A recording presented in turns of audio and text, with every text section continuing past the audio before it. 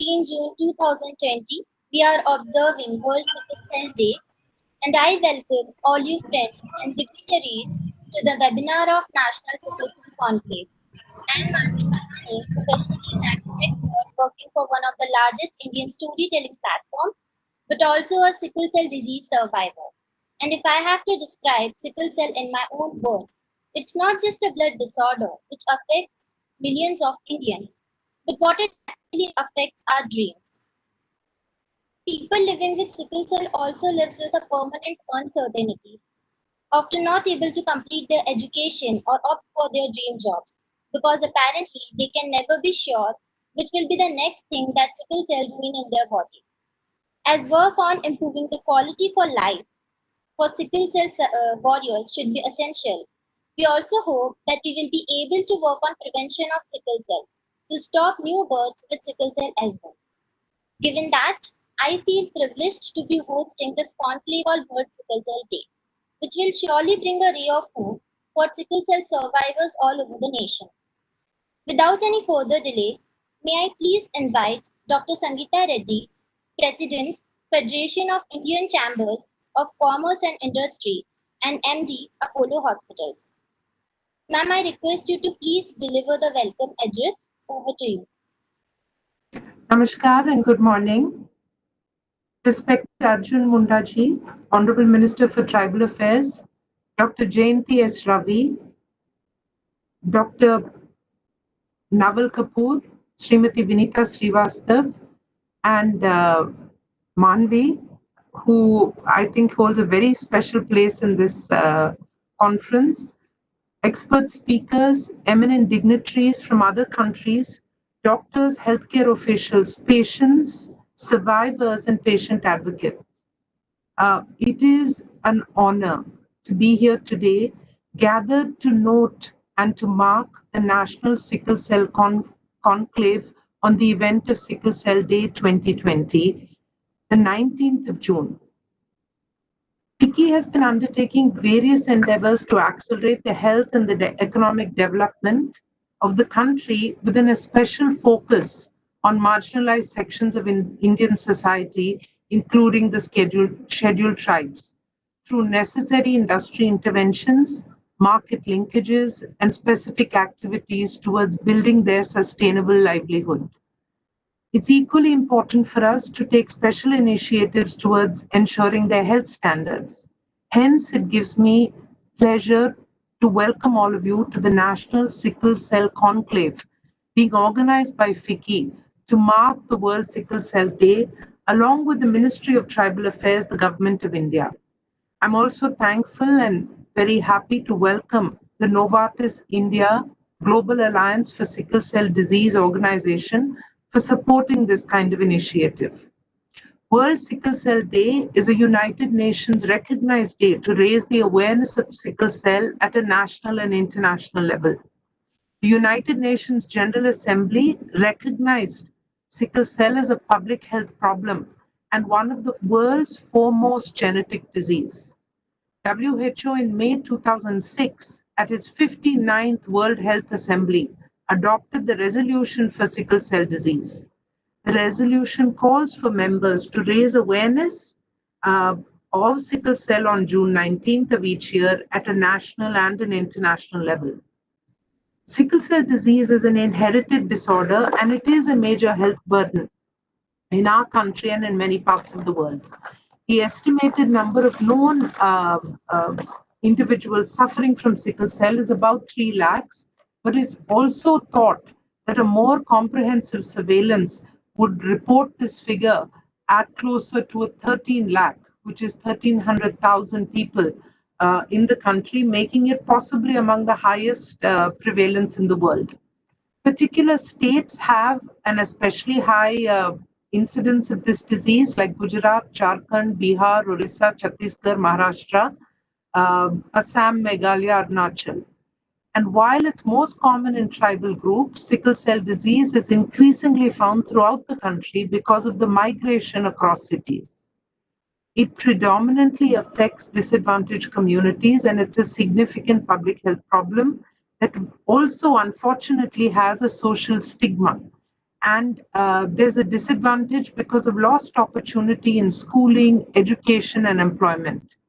It is important for these children to have access to good medical care, to be able to have the frequent blood transfusion and also effective management of the disease. And that's why I'm especially happy to have Manvi as our comp here for today, because being a survivor, she's a role model to say that if we handle this, we have proactive, productive, vibrant members of society despite suffering from the disease. It also gives us a motivation to enhance the science, research, and discovery towards finding cures and finding better methodologies to handle this disorder. We understand that the Ministry of Health and Family Welfare, and I welcome the number of participants from the ministry here, they have been working to conduct awareness programs, screening, counseling sessions for management of the disease, and also to build a comprehensive policy and a framework to tackle sickle cell. And this may be coming out shortly from the National Health Mission. I also especially acknowledge the presence of many senior members from the Health Ministry and commit on behalf of FICCI our continued support in any way required towards this disease and our our empathy towards those who have it and the commitment of our members in the healthcare sector towards handling this disorder. The Prime Minister had also spoken about sickle cell disease during his Mann Ki Baat and shown interest in the treatment during his visit to Japan in 2014. I think it would be a good idea for us to develop and present to the Honorable Prime Minister a framework towards enhanced treatment access as well as enhanced research. There is no national level forum to deliberate on this issue and to enable facilitation of access to treatment. So I think it's an important aspect for experts who are gathered here today, and I thank you all for your time. I would especially like to note the presence of the Honorable Minister, who has shown a very proactive support towards sickle cell anemia. And in this context, the webinar which is being organized speaks about the increasing awareness in the community, the global burden of disease and its prevalence, and discussions will be held on the status, the management, the global and areas for improvement. I once again thank all of you. I welcome you to this conclave and assure you of FICCI's highest commitment and cooperation. All the very best. We are also in the middle of a major pandemic, so stay safe, take care of yourselves, and remain positive. Jai Hind. Namaste.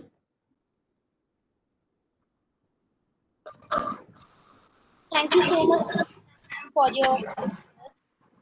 Moving forward, I would like to introduce Mr. Alan Lovell from the Economist Intelligence Unit, London, to give a brief presentation on the Economist report on sickle cell disease in India.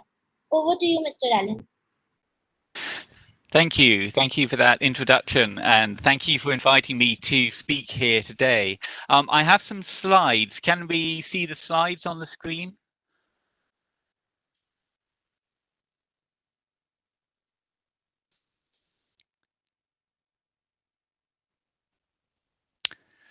Great, thank you very much. So, I am a senior associate at the Economist Intelligence Healthcare Unit. We are the research arm of the Economist Group. And I'm very pleased to be talking about our new report, which is being launched, of course, today, called Stepping Out of the Shadows, Combating Sickle Cell Disease in India. We had an interesting journey doing this report. We originally set out to do something that was a very quantitative-based study, so trying to estimate the financial burden of the disease in India. But early on, we discovered two things. One was that the data quality around sickle cell disease in India is very poor and often very patchy. And so we had the issue of garbage in, garbage out, as they say, about building models. So however good the model might be, if you don't have reliable data to begin with, then you can't be confident in any of the results. The second thing was, as has already been touched on by in this program, was that there's a story here to be told that cannot just be captured in numbers, and that was a story around people suffering from the disease who are often least able to access good quality care. And so our report, whilst it does speak about numbers, it also tries to focus in on the story of patients and the policy actions that can be taken to improve their lives. Next slide, please. So in my presentation, there's 4 areas that I wish to talk through. A brief introduction, then I wish to speak a little bit about burden of a disease, policy, and then looking to the future, we've set out what we've called a roadmap to success. Next slide, please. So my first part of the introduction is really to say a big thank you. I've got a long list here of 15 people. Some of them sat on our expert panel. Some of them underwent in-depth interviews, and some of them both sat on a panel and were interviewed as well.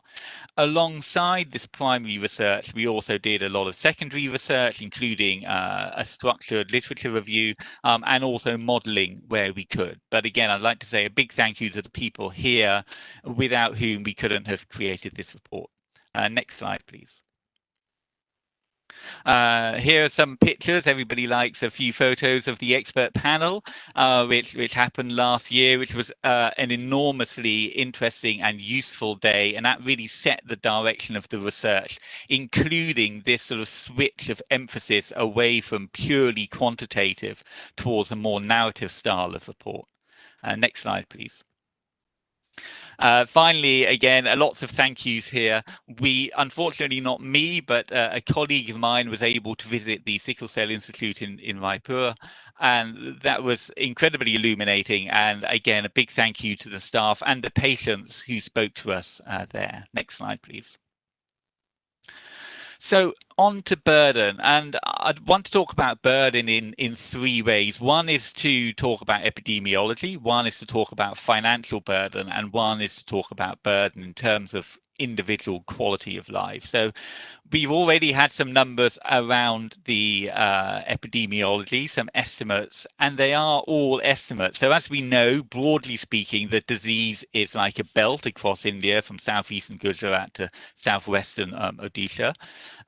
I've got here over 1 million people have sickle cell disease in India today, and we think about 200,000 people are born with the condition every year. But these are estimates, and the numbers in the map there came from the Global Burden of Disease, which is a very fine project based in Seattle in Washington, in the US, and in Washington State, I should say, in the US.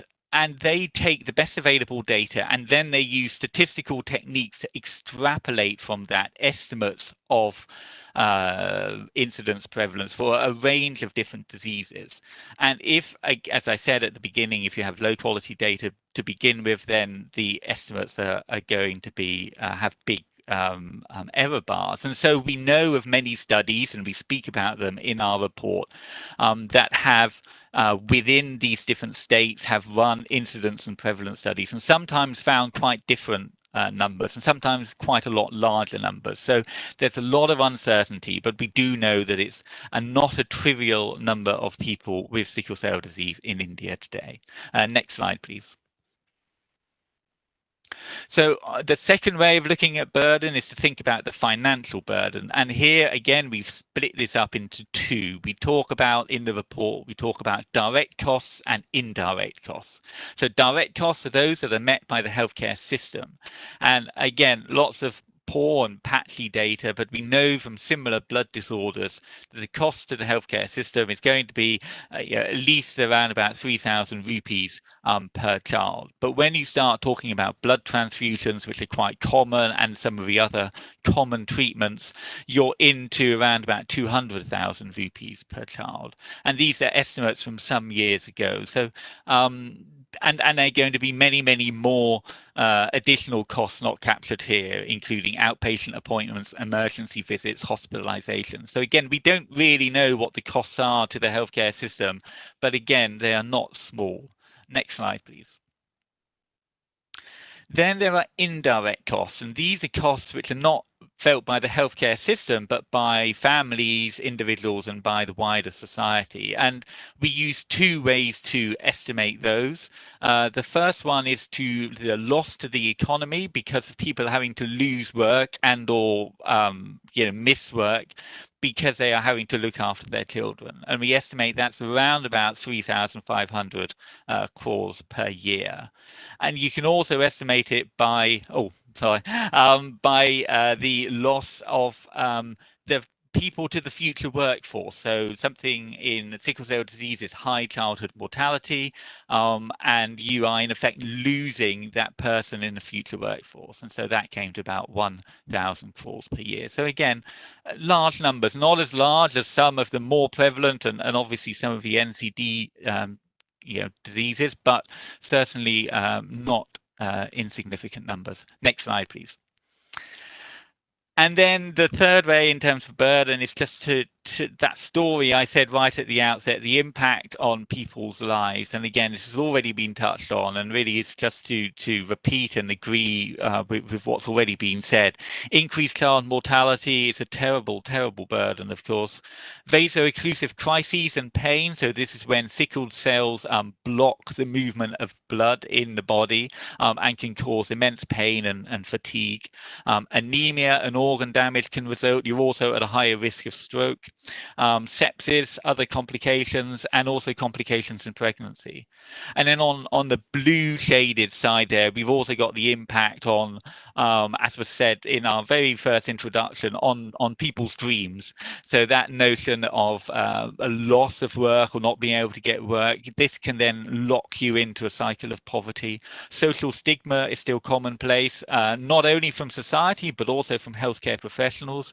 Sometimes people are seen as malingerers in some way, and also education curtailment. Many children cannot finish their education, and again, then cycles back into poverty. Next slide, please. And also, and I touched on this, here are 4 quotes. We have more in the report. If you are able to go and read it, please do. But as I mentioned, oftentimes when these people with sickle cell disease do find themselves at a district hospital or primary care, they often do not get the quality of care or indeed the compassion that they should be getting. And there are some quotes in the report that that give some insight into that experience. Next slide, please. So what are some of the major challenges from the policy side? I've got 4 here, which I'll briefly go through. The first one is poor access to treatment and late diagnosis, particularly in remote and tribal areas. As we know, there's high incidence in those areas, although it's not only in those areas that sickle cell disease is found. And it's not uncommon for people by the time they do get diagnosis to have been suffering with a condition, sometimes for many years. Secondly, when people do find their way to, for example, a district hospital or other healthcare center, there's frequently not enough suitably trained staff, and equipment may be broken or simply missing altogether. There's a sense of stigma, as I've touched on, and a sense of resignation amongst many patients, which leads to less effective screening programs. So people might not bother to turn up or might not bother for follow-up because there's a sense of what can be done. And sometimes that's fed in by those first 2 issues if they've had those interactions with healthcare systems. And then finally, there's a general neglect and funding restraints at the policy level, which again really just encapsulates and makes those first 3 challenges just more and more of an issue. Policy implementation, as we know, is delayed, and there's a lack of dedicated funding. Next slide, please. But I realize it's been all doom and gloom so far, but there is good work happening, particularly at the state level. I realize this is a very small figure. I'm not going to go through it here, but it's in the report.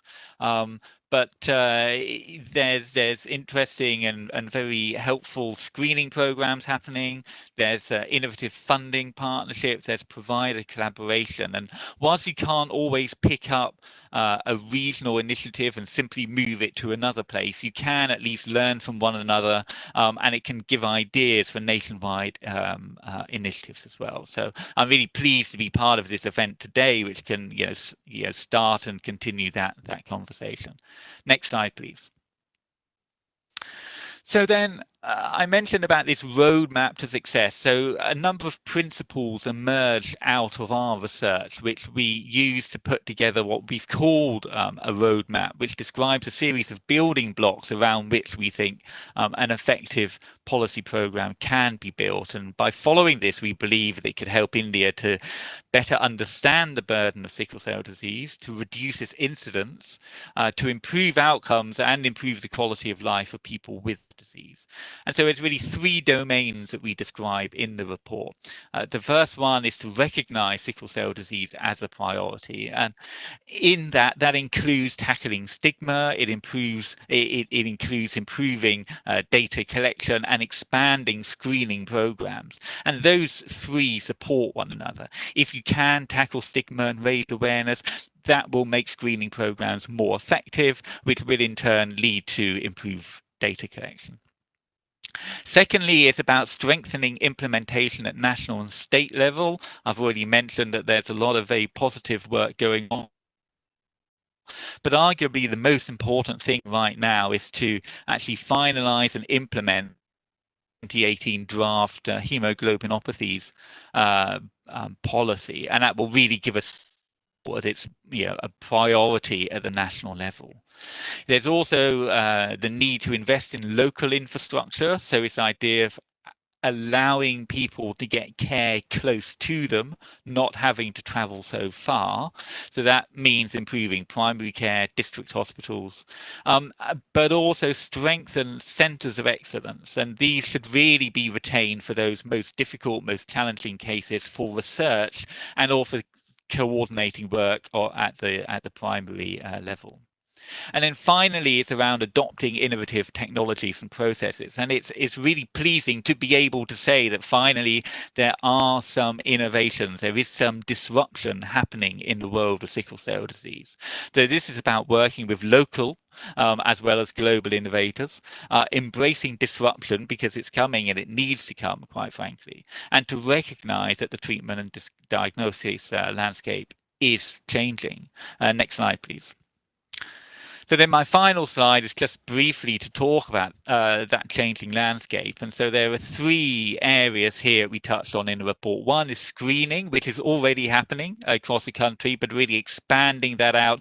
Also, you can do screening programs at different times of people's lives, and they all complement one another in different ways. And so as part of that, improving that effectiveness is to improve awareness and reduce stigma. So screening programs are helpful. They can be more helpful still. Secondly, public-private partnerships. Again, these are already happening in some places, but we would recommend that they be supported further. Also look to international best practice. There's some really interesting stuff going on, Ghana, for example, and other places. And again, this can help reduce incidence and improve quality of life. And then finally, technological innovation. There are a series of new medicines being developed out there, new diagnostics, point of care tools, and in many ways it's a very exciting time if you are working in treatment for sickle cell disease, because it's been a long time coming, but finally there's some hope that improvement can be found for people with sickle cell disease. So last slide, please. Next slide, please.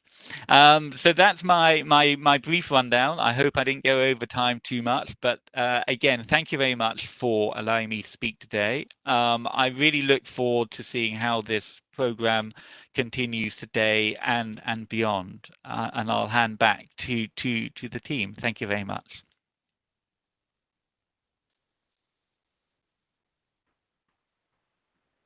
Thank you so much, Mr. Allen. Now may I please invite Honorable Minister for Tribal Affairs, Government of India, Shri Arjun Mundaji, to release the Economist report on sickle cell disease in India. Over to you, sir.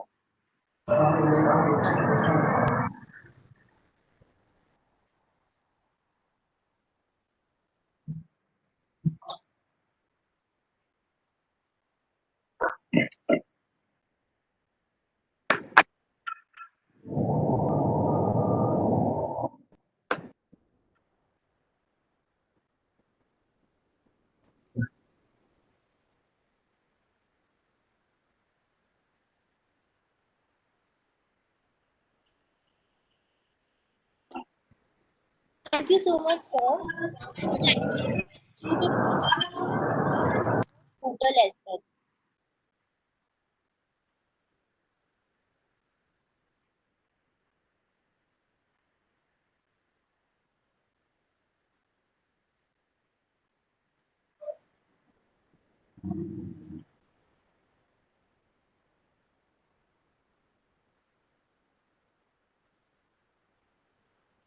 You need to get audio from that side.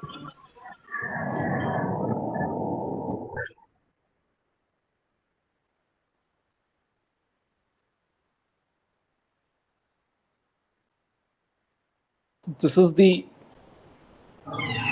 Sickle Cell Portal developed by Ministry of Tribal Affairs and Piramal Foundation and the help of Ministry of Health and Family Welfare. Thank you, Honorable Minister.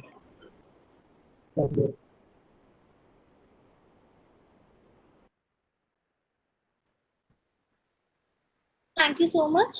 May I also please request keynote address on World Sickle Cell Day?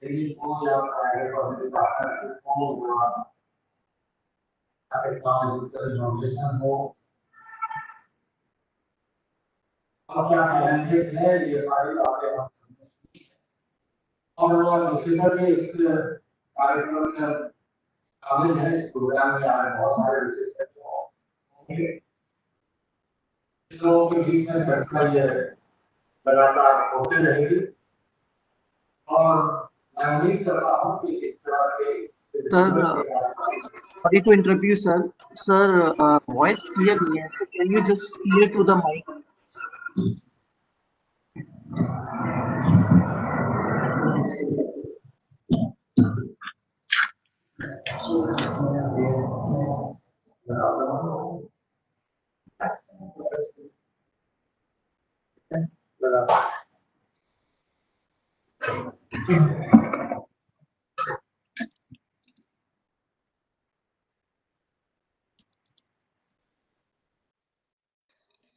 Now you listening? अभी सुन रहे हैं? Wonderful sir, बहुत बढ़िया, बहुत अच्छा आ रहा है sir. तो मैं इस बात का जिक्र कर रहा था कि जो प्रेजेंटेशन के माध्यम से हम सबने देखा है और मैडम डॉक्टर रेड्डी ने भी सारी बातों को कहा है, मैं उस बातों को जिक्र नहीं करते हुए एक चुनौती और जिसके बारे में मैं कुछ दिन पहले अपने मंत्रालय में चर्चा करते हुए अपने पदाधिकारियों को कहा था कि इसे हमें चुनौती के रूप में लेते हुए कैसे हम सबको सफलता के लिए आगे बढ़ना है, इस कार्यक्रम के निमित्त हमें सुनिश्चित करना चाहिए। और मुझे खुशी है इस बात की कि आज ट्राइबल अफेयर्स और पिरामल फाउंडेशन की तरफ से एक पोर्टल भी लॉन्च किया गया और इसके माध्यम से मैं समझता हूं कि कुछ इस कार्यक्रम को और गति मिलेगी। जनजातीय कार्य मंत्रालय ने समस्या की गंभीरता को समझा है और इस समस्या के सार्थक हल के लिए हम लगातार महत्वपूर्ण निर्णय लेने का काम जारी रखेंगे। राज्यों को आईसीएमआर के सहयोग से जनजातीय छात्रों की स्क्रीनिंग के लिए राशि उपलब्ध कराई गई है। जैव प्रौद्योगिकी विभाग के सहयोग से राज्यों में कार्यशालाएं आयोजित की गई है। विभिन्न राज्यों द्वारा दर्शाए गए आंकड़ों के अनुसार लगभग 1,13,00,000 लोगों की स्क्रीनिंग में लगभग 8.75% यानी 9,96,368 व्यक्तियों में यह व्याधि परिलक्षित हुई है, जिसके लक्षण लगभग 9,49,057 और 43,311 लोगों में पाए गए हैं। इसके अलावा रोग का इलाज खोजने के लिए जैव प्रौद्योगिकी विभाग अनुसंधान कर रही है। बीमारी के प्रसार को नियंत्रित करने के उद्देश्य से राज्यों को सिकल सेल प्रबंधन हेतु प्रोटोकॉल जारी किए गए हैं। राज्यों को सलाह दी गई है कि वो अगली पीढ़ी तक इस बीमारी के प्रसार को नियंत्रित करने के लिए माता पिता को उचित परामर्श देने के अभियान को लगातार चलाएं ताकि अपने एसीए से ग्रसित बच्चों की शादी किसी दूसरे एसीए से ग्रसित बच्चों से ना करें। विगत वित्तीय वर्ष में मंत्रालय ने एक एक्शन रिसर्च प्रोजेक्ट की मंजूरी दी है, जिसके अंतर्गत योग आधारित जीवन शैली के माध्यम से रोगी में इस बीमारी से उत्पन्न जटिलताओं को कम करने की प्रभावकारिता को समझने का प्रयास किया जाएगा। एसीए स्क्रीनिंग सहित सिकल सेल एनीमिया से निपटने के लिए कुल मिलाकर अब तक लगभग 60 करोड़ से अधिक मांग आधारित अनुदानों को राज्यों के लिए जारी किया गया है।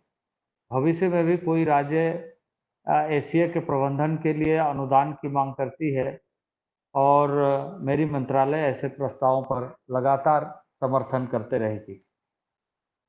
मेरे मंत्रालय द्वारा सिकल सेल, जिसका मैंने कहा कि एक पोर्टल का अनावरण आज जो किया गया है, इस पोर्टल को और सुव्यवस्थित कैसे किया जाए, इसमें आप सबके सुझाव आमंत्रित है।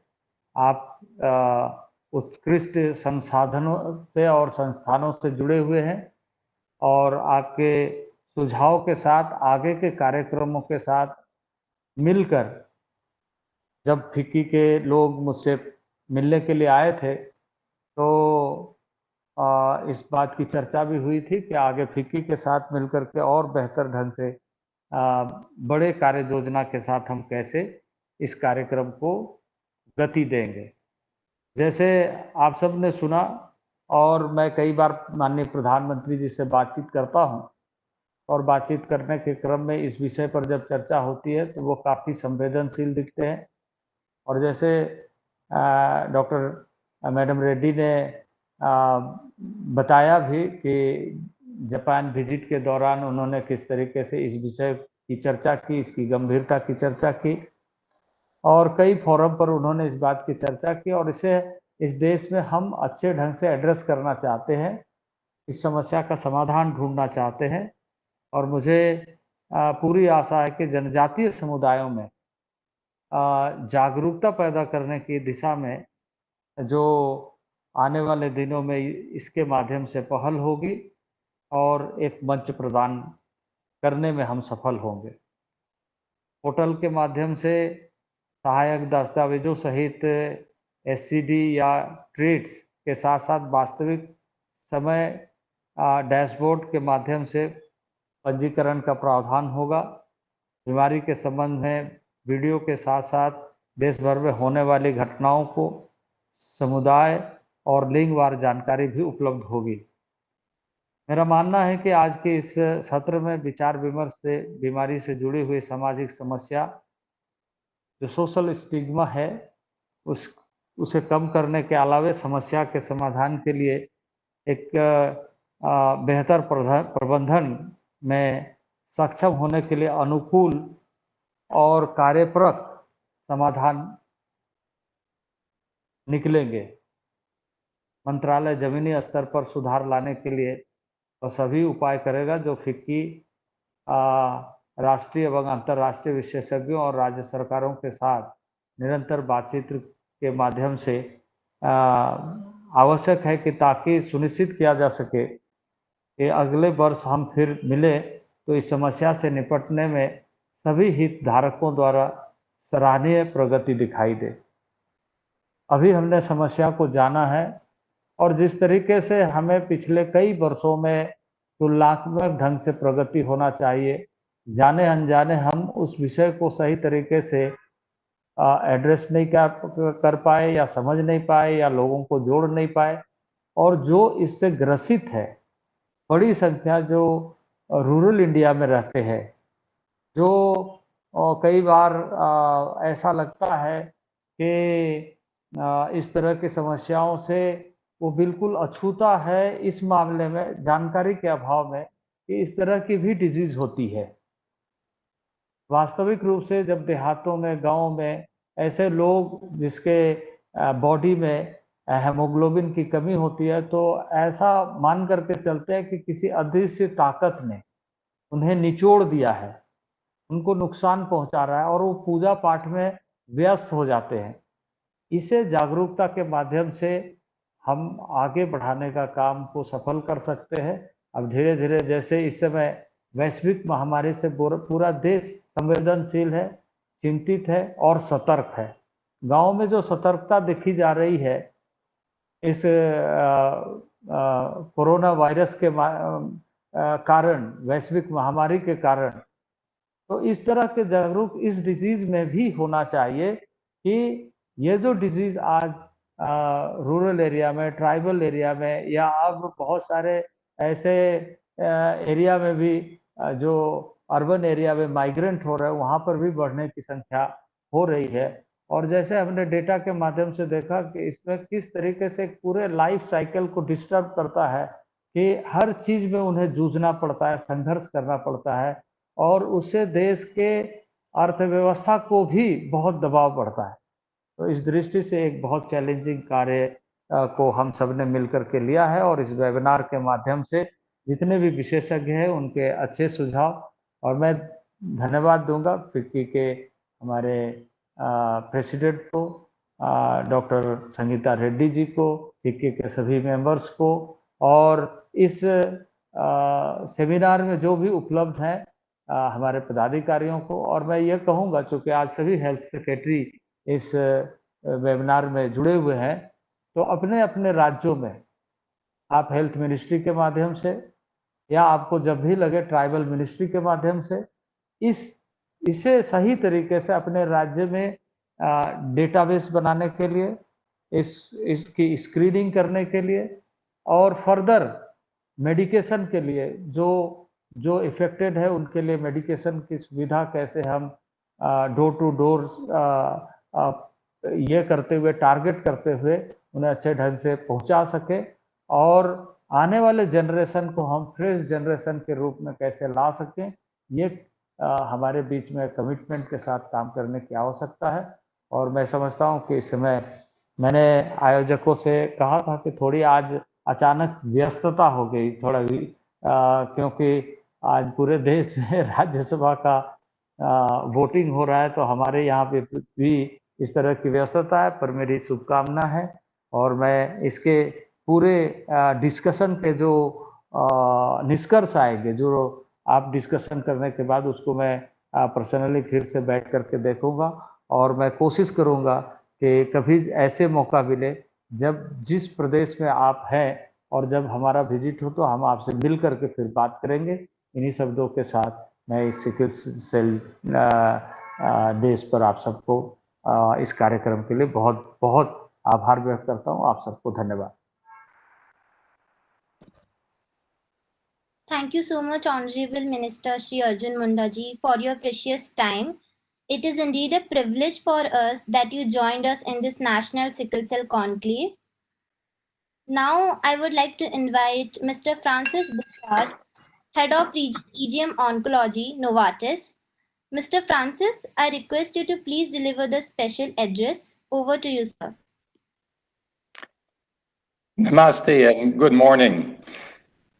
It's a great pleasure for me and today to participate in this first India National Sickle Cell Conclave. So my name is Francis Bouchard. I'm the head of the Emerging Growth Markets region at Novartis Oncology, and I'm participating today from Basel, Switzerland. I've actually had the opportunity in my current role, but also in a previous role when I was based in Singapore, to travel to India on many occasions in the last 10 years. And I've always been very impressed by the energy, the kindness, the hospitality of the people in India.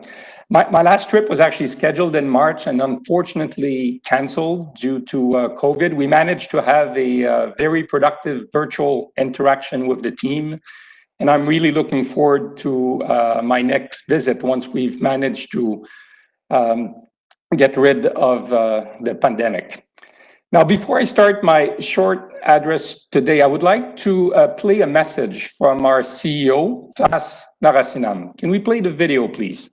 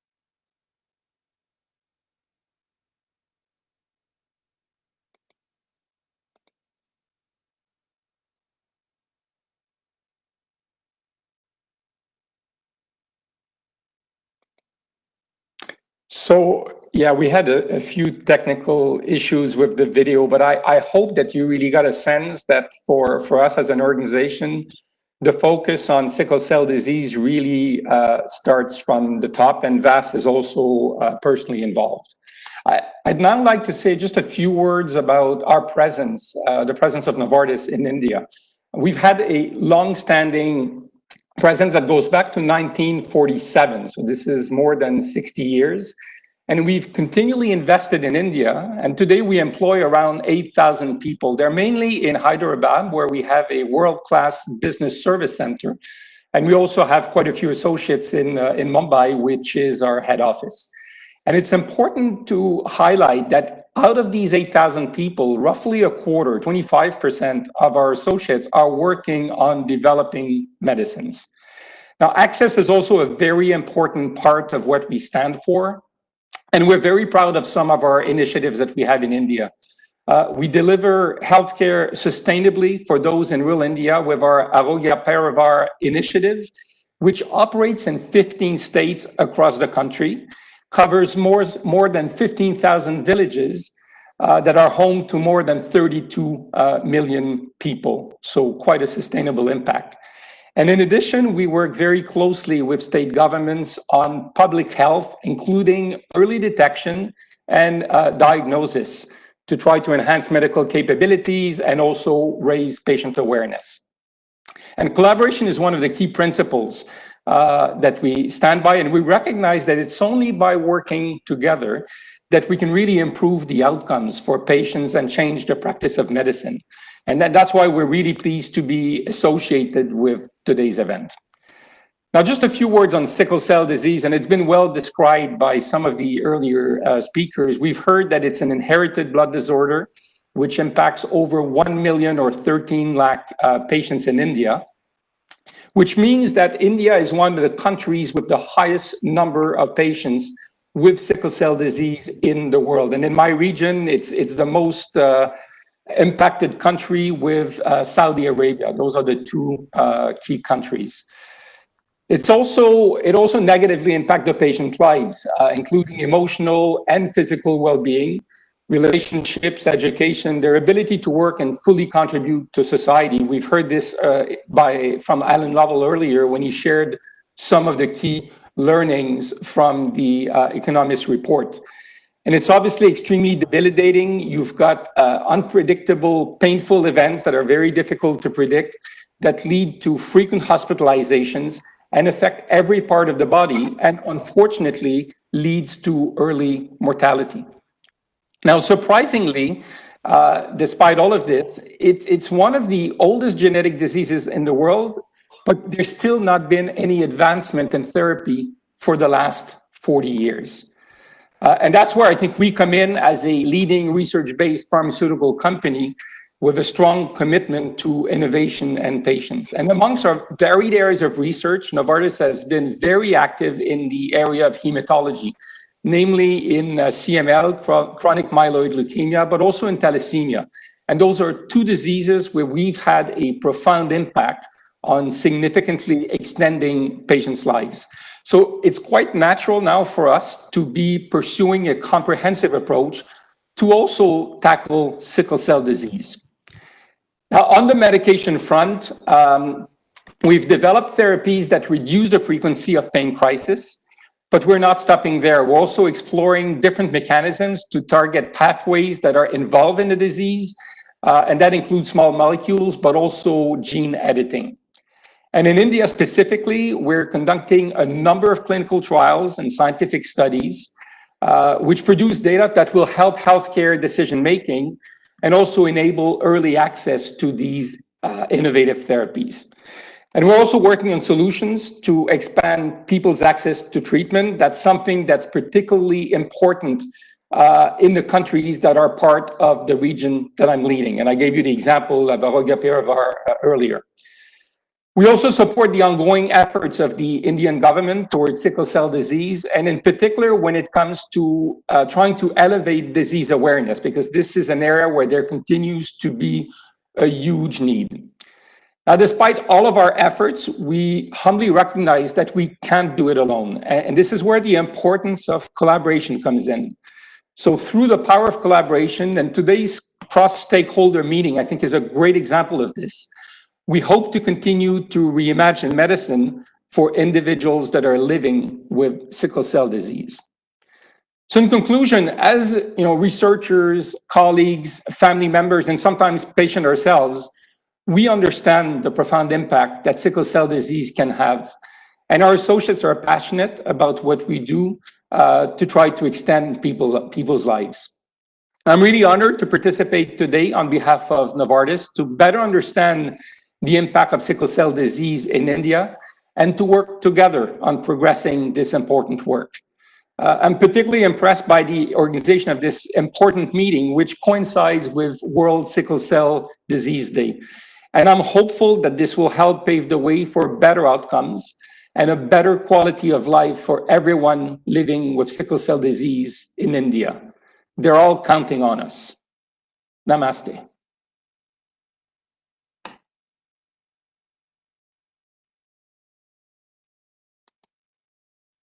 Thank you so much, Mr.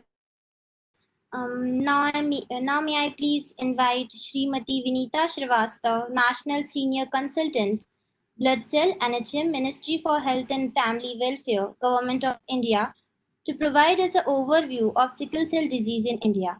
Over to you, ma'am.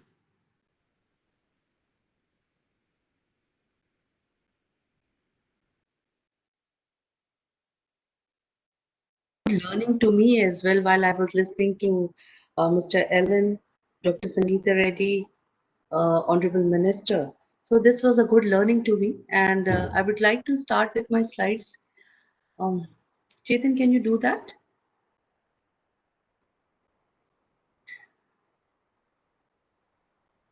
So next, please. So hemoglobinopathies, as we understand, are inherited blood disorders, and they impose a very heavy burden on families and health sector in India, an important cause of morbidity and mortality. India has the largest number of children with thalassemia major in the world, and about 1 to 1.5 lakhs, and about 42 million carriers of beta thalassemia. Next, please. Sickle cell disease affect tribal groups as well as some other communities in certain states such as central, western, and southern part of India. I mean, when we will be listening to other speakers, we'll come to know how good Ellen has already said about that in Maharashtra, Chhattisgarh, in Odisha, and in other states also it has been initiated. But now, if you see, it is around in 29 states we have started with the hemoglobinopathies program. Candidate frequencies from 1 to 35, and there's a huge number of people with sickle cell disease. In some communities, it is to be found to 40 to 50%. In Nilgiri Hills in Tamil Nadu, has to be found to 40 to 50%. We also talk about the other variant hemoglobins, that is HB, which is very common in northeastern states and has a carrier frequency of 50% in some areas.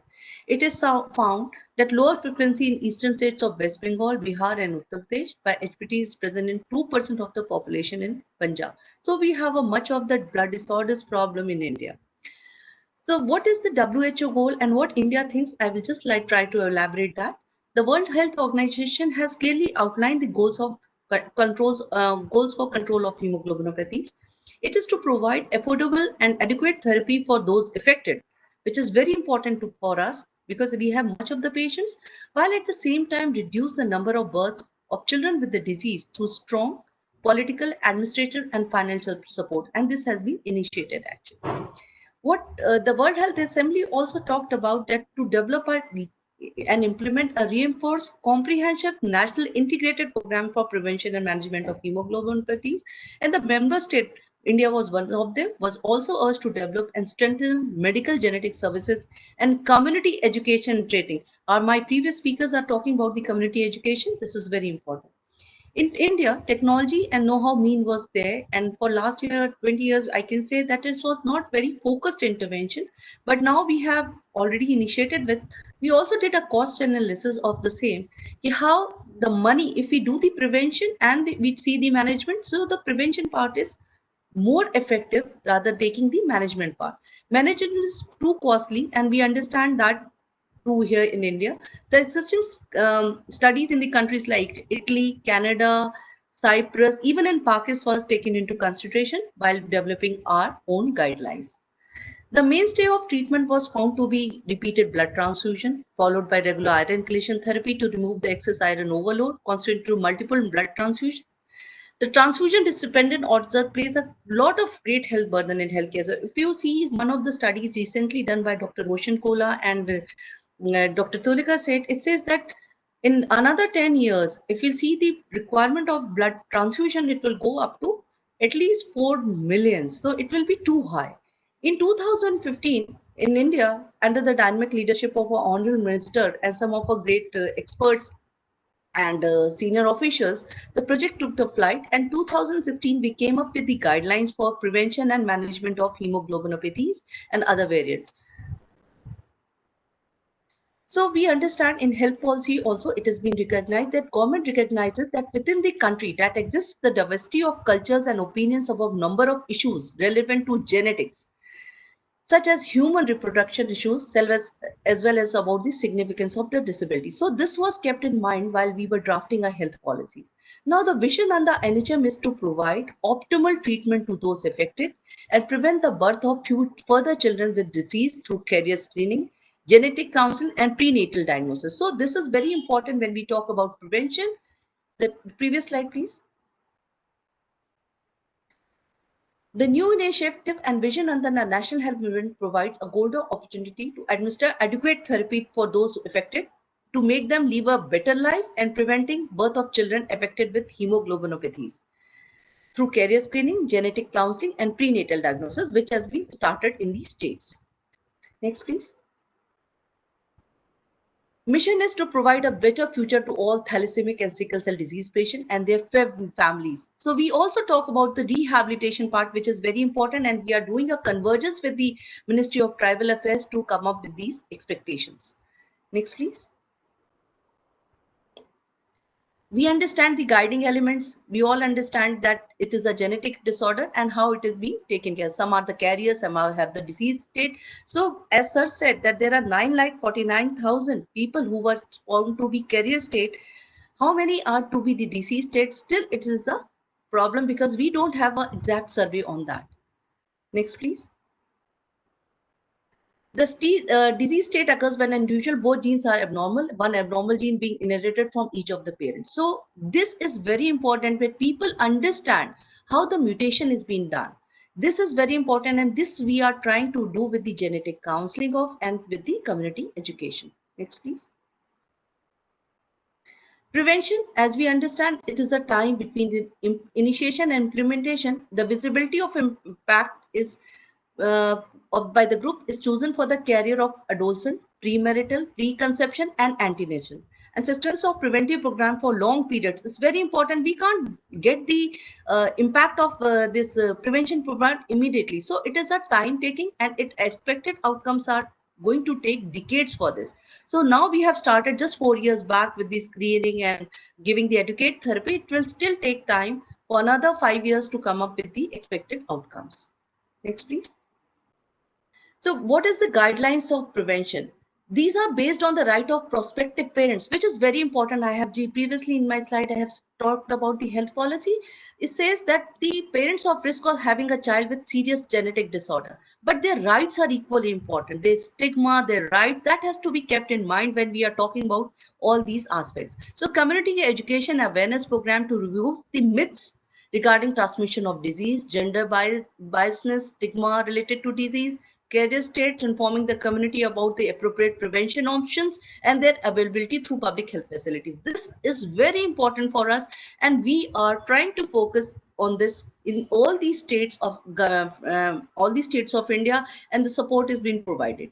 Training of healthcare personnel for delivery of genetic counseling. So genetic counseling is very important. We don't have several separate modules for that. Now we have come up with the modules which has a special component for genetic counseling, because this is very important. While we are talking about awareness in communities, it is equally important that we do a genetic counseling for all these things. Reading a laboratories, which is again a very important when we are talking about this screening. The good laboratory services are very important to us. So this is very important that we have a good laboratory services in each and every district, and we have tried to have these things like CBC machines are being kept, HPLC and electrophoresis are being established at the district level. Establish carrier screening. So now this is very important, that how many are the carriers and how many are the disease. So we take proper care of them. For carrier people, we do a proper counseling and the prevention part, and for the disease patient, we have to really take them to they took a lead a normal life. Next, please. So what else is being done is we are establishing a regional center states with facilities for prenatal diagnosis. So a woman who is being supposed to be positive for SCD, so they have to go for the DNA analysis also. And recently in Chhattisgarh also, and in other states, we have started with these procedures. So the previous samplings has been done and the DNA analysis has also been done. Newborn screening with the RBS Kids programs, we have initiated that, and we have found so many children, especially in the tribal areas, not even in tribal, even in Uttar Pradesh, where we have, it's a big state, but in Uttar Pradesh state like Uttar Pradesh, Himachal Pradesh, we have found patients to be suffering from this disease, sickle cell disease. Then installation of sustainable and cost-effective screening program at the school level was also a big challenge, where we, with the RBSK team, we have started with the adolescent screening backed by the effective pre-screening educative program. So before the screening, we give the education programs, and then we go for screening, because the myths and stigma has to be removed first, and then we go for the screening of these adolescents. Next, please.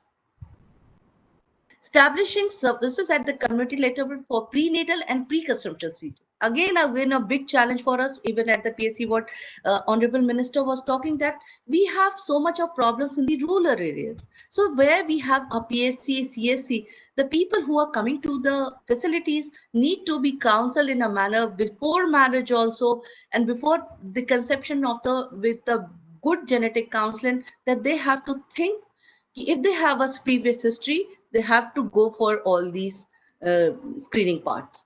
Extended family screening for all known and dedicated careers of the patients, because those who are known to us, those who are registered with us, their families are being screened. So extended family screening is also again a big challenge to it, and which we have started in at least 9 states with the extended family screening. Implementations of the strategies. So this is not a separate program we are talking. It's a hemoglobinopathies, where we talk about thalassemia, sickle, and other variant hemoglobinopathies. And here, what we have said, that it has to be achieved through public health goals. Whatever is there, whatever is existing, we have a very good health systems. So with that health system, how we can establish these system also has been taken into account, and we are trying to have that. We should in accordance to WHO report, what it talks about the genetic disorder and birth defects.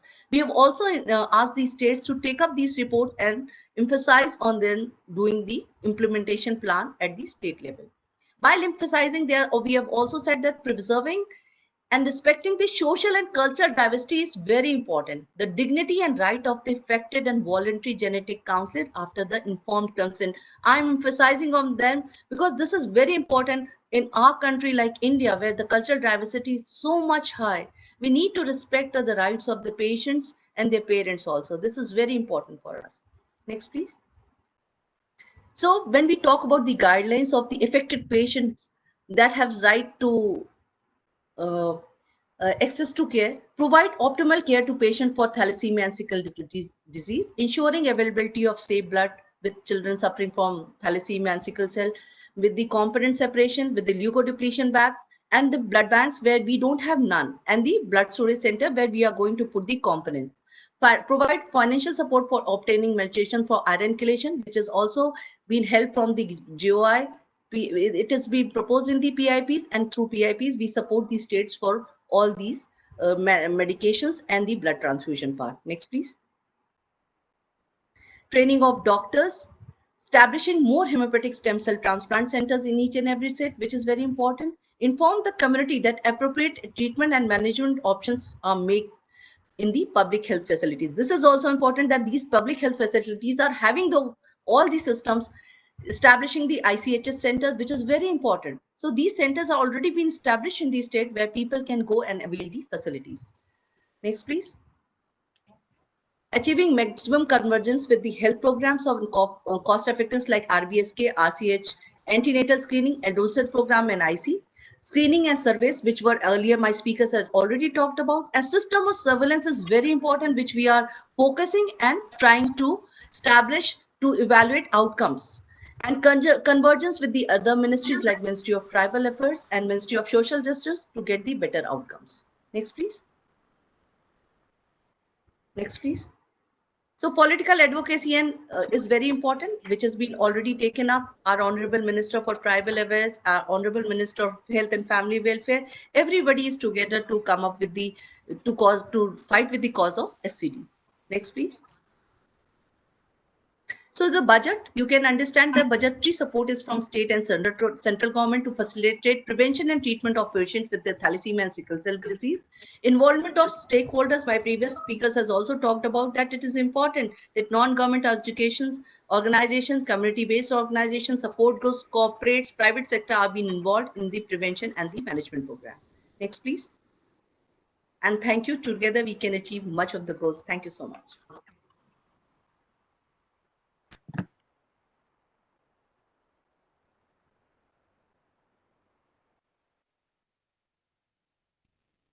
Thank you so much, Vinita ma'am, for your insights. Dr. Jayanti Ravi, Principal Secretary of Health, Gujarat, was supposed to join us, but due to some last-minute urgencies, she is unable to join us.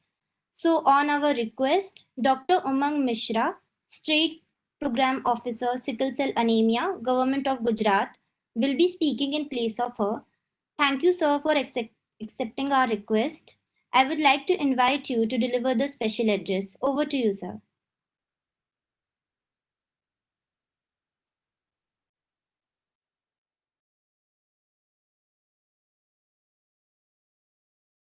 Sorry, sir, your voice is not coming.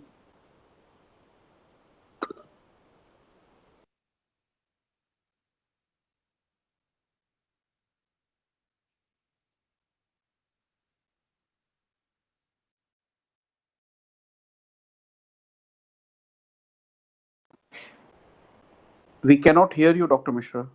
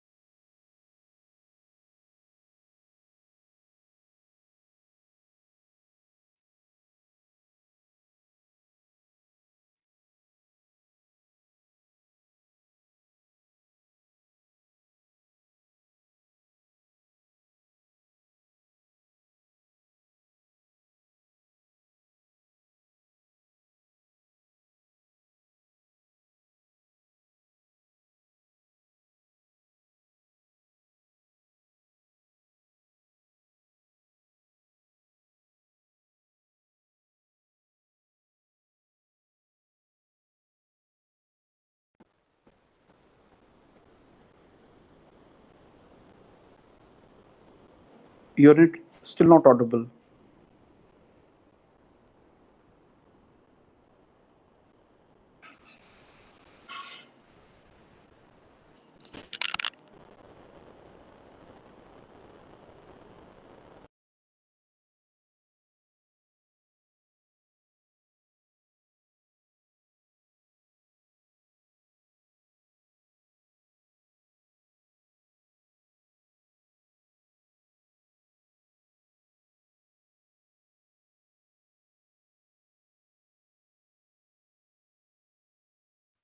I think there are some issues.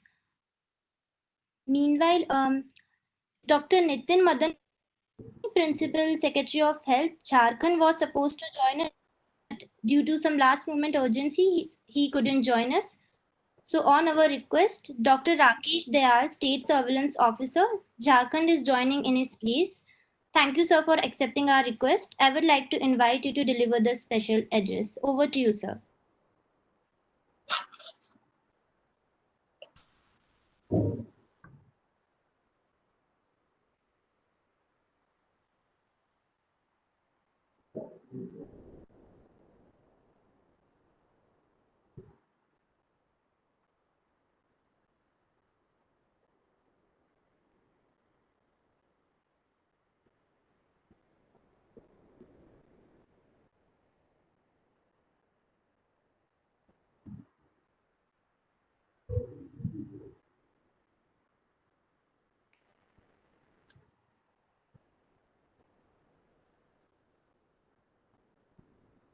Sir, please unmute your mic.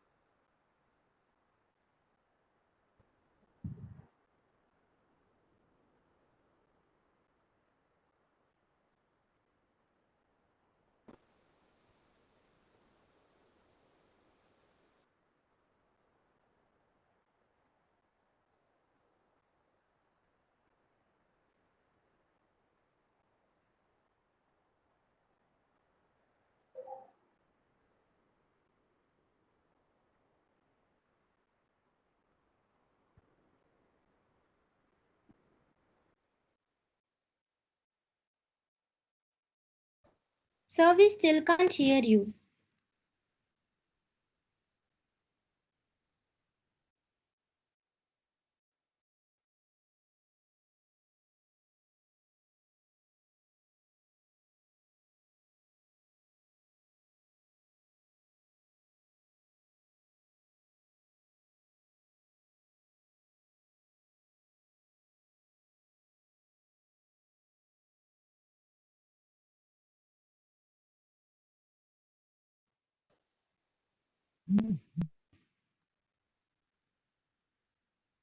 I think there are some issues. So I think we should start a panel discussion. We will be starting a panel discussion on multiple phases of sickle cell disease. For this, I would like to invite Dr. Tulika Seth, Professor, Hematology AIMS. She will be the moderator of this panel discussion. And I would also like to panelists, Srimati Vinita, National Senior Consultant Blood Cell NHM, Ministry and Family Welfare, Government of India, Professor Rameshwar Nath Kaul Bamzai, President, Genomics and Public Health Foundation, Dehradun, and Honorary Director, Delhi School of Public Health, University, and former Vice Chancellor, Sri Mata Vaishno Devi University, Katra, Shri Zakaria Ibrahim, Chairman, Bahrain Sickle Cell Society, Dr. P.K. Mohanty, HOD, General Medicine Project Coordinator, Sickle Cell Institute, Odisha, Dr. Dipti Jain, Professor and HOD, Pediatrics, Government Medical College, Nagpur, and Advisor Global Sickle Cell Disease Network. Dr. Tulika, I request you to please start the panel discussion. Over to you, ma'am. Thank you. And I would like to thank the organizers and all my eminent panelists who are luminaries in their field. And without further ado, I would like to invite Dr. Vinita Srivastava. Can I have my slides, please? So while the slides are being loaded, I pose a question to Vinita ji. You have told us so nicely about what is happening in the center. Can you tell us how you will be facilitating the states towards management for sickle cell? Thank you, ma'am. Actually, there is a process of PIP process where we urge the states to put up the budget according for the prevention and management of hemoglobinopathies, right? So that there is a guidelines. According to those guidelines, which you were also a part of it. So according to the NHM guidelines of prevention and management of hemoglobinopathies, the states are urged to put up the prevention and management plan. They put up with the consultation with the government of India, and after that, we give the enough funds to take the take up the issues in these states. The funds are being given for prevention, for awareness programs, for management programs, for establishing of ICHS center, which is Integrated Center for Hemoglobinopathies, and for training itself. So if you see, in 29 states, the program has already been initiated, and now it's the time where we have to focus more on these hemoglobinopathies, which includes thalassemia and sickle cell disease as well.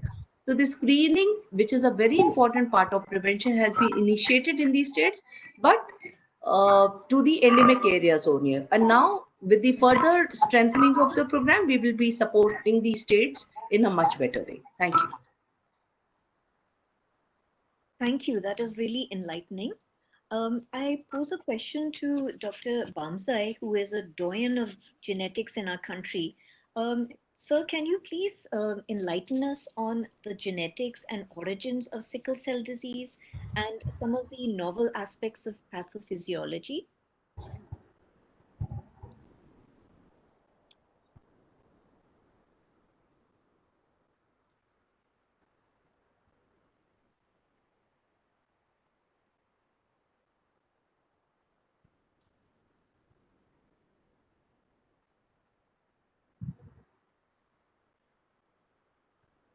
Next slide, please.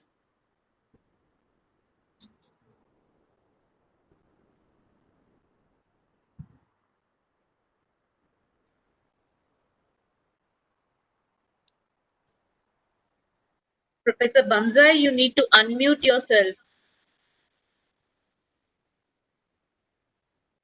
it okay now? Can you hear me? Yes. Next slide. Yes. Next slide. Stop. So, giving the genetic and genomic perspective, sickle cell disease is caused by a single base mutation. Next slide. In a subunit protein of hemoglobin, which is beta globin, which is part of a 17 kilobase DNA region, which is occupied by the globin cluster in the short arm of chromosome 17. Chromosome 11. The single base change results into a missense mutation in the first exon of this beta globin gene at 6th codon, and it gets replaced with a hydrophilic amino acid is replaced, which is glutamic acid, that gets replaced with hydrophobic valine. For sickle cell disease to occur, the mutation has to be inherited from both the parents, generating homozygous condition for the recessive gene. Such heterozygote parents have a 25% probability, that's 1 in 4, of producing sickle cell disease child. Although each conception is an independent event, the heterozygote parents also have a 10-fold resistance towards getting malaria. That's how this gene has been favorably selected in evolution in malaria endemic regions. Can I have the next slide? Besides the sickle cell mutation generating the sickle cell disease in a homozygous condition, next slide, the sickle mutant is also co-inherited. Can I have the next slide? It's also co-inherited with other variants within the beta globin gene, such as hemoglobin C or beta thalassemia, beta plus thalassemia, or beta zero thalassemia mutations, and also other rare variants. Now, why I highlight this? Because this adds to the genetic and clinical heterogeneity of sickle cell disease patients. We do not normally focus on. Within the beta globin gene cluster, a set of variations generate different haplotypes, which are specific for some populations. Although for India, it's suggested for tribals to have a unicentric origin of sickle beta globin, which is named as Asian Arab Indian haplotype, which is present in a majority, in almost 91% people with the disease, with a good percentage showing overexpression of fetal hemoglobin, which is mild form of the disease. However, yet the comprehensive genomic epidemiology data correlated with clinical outcomes and wellness is not available in Indian population. And I suppose future screening programs should probably include this. Next slide. Further, the differential clinical outcomes involve multiple genes. And you can realize from this slide that how many other genes could get involved, and there can be a complex interaction between them, which is essential for recognition of risk factors, ultimately for efficient management. Next slide. Like we are suffering from COVID pandemic these days, like COVID-19, feature of cytokine storm also happens in sickle cell disease. It also triggers a cascade of inflammatory molecules and pro-inflammatory pathways, resulting in vaso-occlusion of microvessels.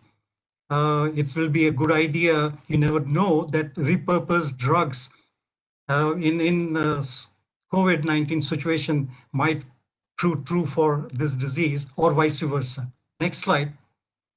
In the diverse genomic backgrounds responsible for acute and chronic consequences, it would be interesting to find immunophenotypes for detection or intervention so that it could be used much before symptoms occur or end organ damage happens. Now, this would evolve an individualized, personalized, precision medical approach to manage sickle cell disease patients. Next slide. Finally, sickle cell disease is not just anemia, it's though conditional anemia. And for prevention and advocacy, we need to have genetic counseling, prenatal diagnosis, pre-implantation genetic diagnosis with gene editing, CRISPR technology applied over there. This is futuristic. And of course, stem cell therapy and new drug discoveries. I would suggest that in new drug discoveries, we also include Ayush-based interventions, because when you are reimagining the medicine, as Narasimhan pointed out, and you have medicines with modifying effects, such Ayush-related medicines also can have a prophylactic effect, and wellness is there for the patient. There's no doubt about that. We need to have advocacy profiles adopted, and then we need to have an awareness program with empathy, which is fundamental besides genetic counseling of unmarried couples, as highlighted by Honorable Minister and Vinita ji as well, to prevent the occurrence of sickle cell disease in the country like India. Thank you for patient listening. Thank you, sir. That was brilliant. You highlighted some very unique and not very well-known aspects. Thank you. Now I would like to ask Dr. P.K. Mohanty, next slide please, who is HOD of Burla Medical College, to explain some principles of the medical management of adults with sickle cell and to touch upon some of the serious crises which these patients experience. Dr. Mohanty, next slide. Morning to everybody. Speaking from Burla, Odisha. I am the project coordinator, as you have said, and this project is running from 2010, supported by NHM Odisha and government of NHM and state both. So primarily the management starts right from the birth, but we can have some strategies from so that according to that we can manage the patients. So patients essentially remains in 3 states. Initially, the patient may not have any problem, and in between there will be attacks of various problems, chronic acute complications. In sickle cell disease, as you know, there is a state when the patient only presents with mild anemia and mild jaundice. No other problem will be there. If you palpate, there may be a spleen. Otherwise, he is okay. He is doing his duty. But in case it is interrupted, this steady state is interrupted by several acute complications like vaso-occlusive crisis, and others, which we have to need to manage. In addition to that, we have to also manage the chronic complications which are getting as a result of repeated vaso-occlusive crisis. Now, coming to steady state, the basic drug which has been used over decades has been folic acid, and the adult dose is 1 milligram per day, but only 5 milligram tablets are available, so we can use that. Then oral penicillin can be used up to 5 years of age. Dr. Jain will detail more on that. Then vaccinations are essential, particularly pneumococcal vaccine, Haemophilus influenzae vaccine, hepatitis B virus vaccine, and influenza. These are the important vaccines to be given to the patients suffering from diagnosed to be sickle cell disease from early childhood, and counseling to avoid crisis and complication, hydroxyurea and blood transfusion in different stages, and the other two we do not have access. They are coming up, and hematopoietic stem cell transplantation, it is curative, but should be done in children, and also nowadays done in adults, but that is not available here in our state. Similarly, gene therapy and other level therapies are coming up, which we do not have access to. Then coming to prevention of acute conclave, most important is vaso-occlusive crisis or painful crisis, which is suffered by the patients, and to avoid that, one must counsel the patient, because many of them practice this strenuous exercise, as I have noted here, cricket, football, tennis, and others. Similarly, manual labor and other physically demanding professions can precipitate vaso-occlusive crisis, which can be life-threatening.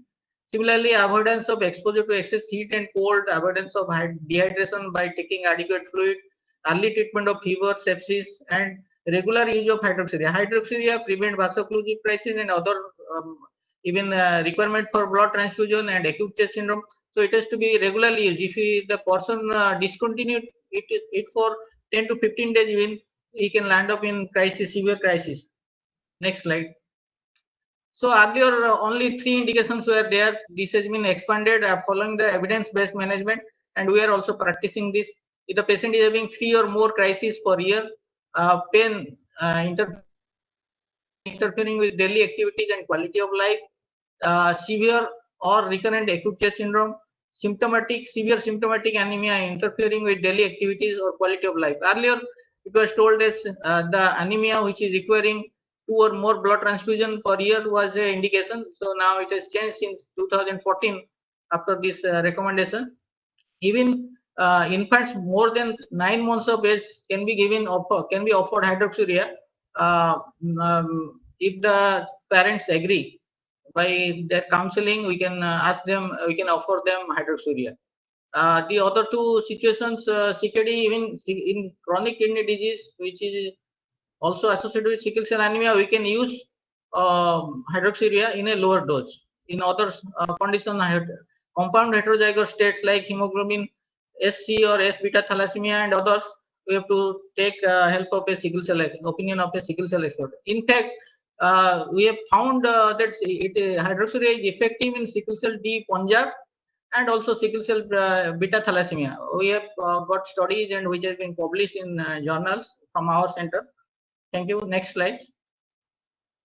The contraindication, one must know hydroxyurea pregnancy, breastfeeding, absolute neutrophil count less than 2000, platelet less than 80,000, hemoglobin less than 5, hypersensitivity, and severe hepatic disease. So these are the contraindication to hydroxyurea. One must know before starting hydroxyurea. Similarly, next slide. Similarly, before going on to start hydroxyurea, the patient and his if he's a minor, his parents has to be counseled about the consent has to be taken because it is a teratogenic, because it is a cytotoxic drug and needs continuous monitoring. They must agree for continuous monitoring, repeatedly come initially and as advised by the center. So complete blood count, quantification of the hemoglobin F, comprehensive metabolic profile including renal and liver function tests to be done before prescribing hydroxyurea. Similarly, a pregnancy test must be done because hydroxyurea prescribed during pregnancy. All women having childbearing age must have a pregnancy test before starting hydroxyurea. Now there is another problem: unmarried young males who have not completed family, there is a possibility that their semen their sperm count may go down. Therefore, semen analysis has been added of late. Although studies are only found in mice, we are advocating this in our patients. Next slide. Now, another important treatment modality is blood transfusion, and this blood transfusion can be done in acute situation and chronic situations. Primarily acute chest syndrome, acute splenic sequestration crisis, stroke, hepatic sequestration, intrahepatic cholestasis, multi-organ system failure, and aplastic crisis. These are the indications for blood transfusion in acute complication of sickle cell disease. There are also situation where the chronic complication need blood transfusion, particularly for prevention of stroke, primary and secondary prevention of stroke, and perioperative situation to raise the blood before surgery, to raise the blood hemoglobin level to 10 gram per deciliter, and also a very severe symptomatic anemia. So you can go for blood transfusion. Next slide, please. Now, vaso-occlusive crisis is a hallmark of sickle cell disease clinical manifestation, and it is due to ischemia of the bone marrow and bone, giving rise to pain, severe pain, and it is managed by analgesics, fluid therapy, antibiotics, and oxygen. Opioid analgesics are advocated, but unfortunately, because of regulatory prohibitions, morphine is not available. So still now, at present, we are managing with tramadol injection, 100 milligram 3 times daily, and if required, we are adding of either ketorolac or diclofenac to manage the pain. And this one should know that this non-steroidal anti-inflammatory drugs should not be given to pregnant ladies before 12 weeks of gestation and after 8 weeks of gestation. Similarly, fluid administration, cautious fluid administration should be done. The patient is vomiting, intravenous fluid should be given, and oral if he is not vomiting and is conscious, all these things. Then antibiotics, various antibiotics can be used because one of the important precipitating factor is infection. Ceftriaxone is an important antibiotic which covers all the capsulated organisms, but one caution is there: in children, it can give rise to immune hemolytic anemia, which can be fatal. Adult, usually there is no problem. Oxygen inhalation should be given if the saturation drops below 95%. Next slide. Now, acute chest syndrome is a very life-threatening situation where the patient presents with chest pain, fever, tachypnea, pulmonary inflated in X-ray, and there will be hypoxemia. But in these situations, usually it follows severe vaso-occlusive crisis, and the patient has to be hospitalized, preferably in ICU. If not available, you can treat in wards also. But the most important therapy is oxygen. Oxygen therapy is to be given to keep saturation above 95%. Sometimes, however, the mechanical ventilation is required if the patient is not maintained on only supplemental oxygen. Other therapies include blood transfusion, because sometimes the hemoglobin level drops very quickly in acute syndrome, and also antibiotics like ceftriaxone and macrolides, which will cover the capsulated organisms and atypical microorganisms, which has been found very often in acute chest syndrome, which may be either because of pulmonary infarction or infection. In-centis spirometry is done to prevent onset of acute chest syndrome while treating sickle cell vaso-occlusive crisis, and overhydration should be avoided because it can proceed to ARDS. Infection, common infection, pneumococcal sepsis and meningitis in children, and in adults, osteomyelitis and other hepatobiliary infections, and accordingly antibiotics have to be prescribed. Next slide. The chronic complication of stroke, which can be prevention of stroke. Stroke is an acute complication, wrongly written here. So stroke can be prevented by prophylactic blood transfusion to keep the hemoglobin S less than 30%, and it is usually done. It can be primarily prevented, also can be secondarily prevented. Primary prevention can be done by transcranial Doppler velocity study, but it's not. This facility is not available. So prophylactic transfusion almost required every 3 to 4 weeks. Chronic kidney disease and renal manifestation is usual. You have to check for microalbuminuria and use angiotensin receptor blocker or AC inhibitors. Pulmonary hypertension, there is no perfect treatment for that. Although several agents used in other situations are being tried. Similarly, another chronic complication is avascular necrosis of femoral head. During acute stage, you have to avoid weight bearing and use analgesic. Similarly, polylithiasis, gallstone, pigmentary gallstone is a complication, very common. And if that is causing problem, one can go for cholecystectomy. Leg ulcer is uncommon, very uncommon, and this can be treated by various local agents, like including zinc oxide, even GM-CSF or platelet-derived growth factor. So long time dressing and leg elevations are required for treating leg ulcer. Cognitive dysfunction because of repeated silent cerebral. In fact, we have no experience about this, but it is there. You have to know and manage. Similarly, chronic pain. One is mental neuropathy, the chin area numbness, nom-chin syndrome, which is usually one of the causes sickle cell vaso-occlusive crisis. Following that, there will be chronic pain over the chin. So these are the different. There are many more. Time will not permit. Now, pregnancy and delivery is a high risk situation in sickle cell disease. Pregnancy imposes greater risk to sickle cell disease patient, as well as sickle cell disease exposes the patient to more of high risk pregnancy situations. So antenatal care is a must, and the patient has to be regularly followed up by a physician and an obstetrician. Monitoring of hemoglobin and urine examination has to be done. Top-up transfusion has to be done when the hemoglobin drops below 7 gram per deciliter as per NICE criteria. And crisis management, no NSAIDs, as I have already said, no non-steroidal anti-inflammatory drugs or analgesic has to be used before 12 weeks for to prevent teratogenicity, and after 28 weeks to prevent early closure of patent offers. So hospitalization is essential. Vaginal delivery is preferred, and spinal anesthesia is preferred over the general anesthesia. Next. So these are any more question if you have, I can authorize. So thank you, Dr. Mohanty. That shows your vast experience in the topic. I now request Dr. Deepti Jain to define a VOC. And if a child comes to you crying, could this be a VOC? Dr. Deepti Jain has vast experience and has done seminal work for pediatric sickle cell disease, and I would definitely advocate everyone to read her papers. Dr. Deepti, please. Thank you, Dr. Tulika. Can you hear me? Yes, please. Go ahead. Okay. Next slide. Actually, VOC is a pathophysiology, which it's a very complex mechanism, which we are not going to go into, but it produces many symptoms.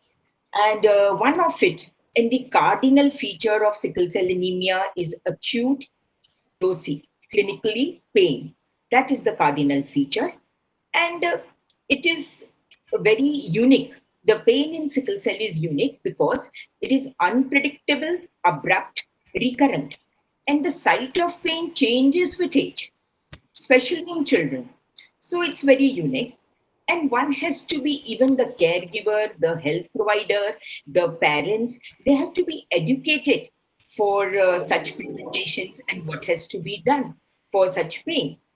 And you are most of the time, children below 2 years are brought by the family as complaint of the child is just crying, madam. We have been to 2 doctors, we have done an X-ray, we have done oxygen saturation, everything is normal, but the child is crying. Because in children, the first presentation is dactylitis, that is swelling of the fingers. That can be hand-foot syndrome. But the presentation is like, they think edema over feet hai, thoda sujan aa gaya, and they neglect that. And even for that sign to come, it takes some time. So the first thing is cry of a child. And so it is painful. And one has to think about sickle cell. Many a times we detect, at least especially in our part of the country where sickle cell is so common, any child crying, we have to suspect sickle cell disease. And the pain, as Dr. Mohanty said, is of acute and chronic. Chronic pain is seen more in adults. But even chronic pain is when pain persists for more than 3 months. But I would bring attention to a pain called as neuropathic pain, which he did mention. About 40% of patients have numbness, pain in the chin, and that is neuropathic pain. And the reason I want to talk about it is the treatment is different. We have to give drugs like gabapentin, and our NSAIDs and other drugs are not going to work here. Next slide, please. I think most of the management, next, has been covered by Dr. Mohanty, so I'm not going to repeat that. Next, please. Next. I will talk something about the preventive pharmacotherapy, and pain management is a multi-pronged approach. It's apart from drugs, you also have to, now it has been shown by studies that cognitive behavior adjuvant therapies like yoga, meditation, music therapy, acupuncture does help. And for preventive pharmacotherapy, we have hydroxyurea, we have FAD approved now, L-glutamine and crizanlizumab, which are used in other countries, not yet in our country. The studies are going on. Other thing I would like to add here is take pain as a disease. It's very important to consider pain as a disease and not just neglect it and give paracetamol and NSAIDs, because every episode of pain is damaging an organ, which will manifest later as multi-organ failure. So take pain as a disease. Any other question? Ma'am, the infant mortality in sickle cell disease is very high. Can you comment on what can be done for this? Yeah. It's actually the greatest chance of dying in sickle cell disease is the first year of life. First year of life is the greatest mortality, which we mismanage because we do not diagnose. And hence, many of these causes of early death are preventable or can be effectively treated. So it is important to do neonatal screening in this in our country for sickle cell disease, because we have much to offer. Prevent death, prevent morbidity. In this next one, please. In this children with sickle cell disease. Next slide. Now, neonatal screening, we have an opportunity to educate parents, put the child in a comprehensive health program. Now, what is this comprehensive health program? Sickle cell disease children are, in first 1 year of life, are 100 times more prone to infection than a normal child.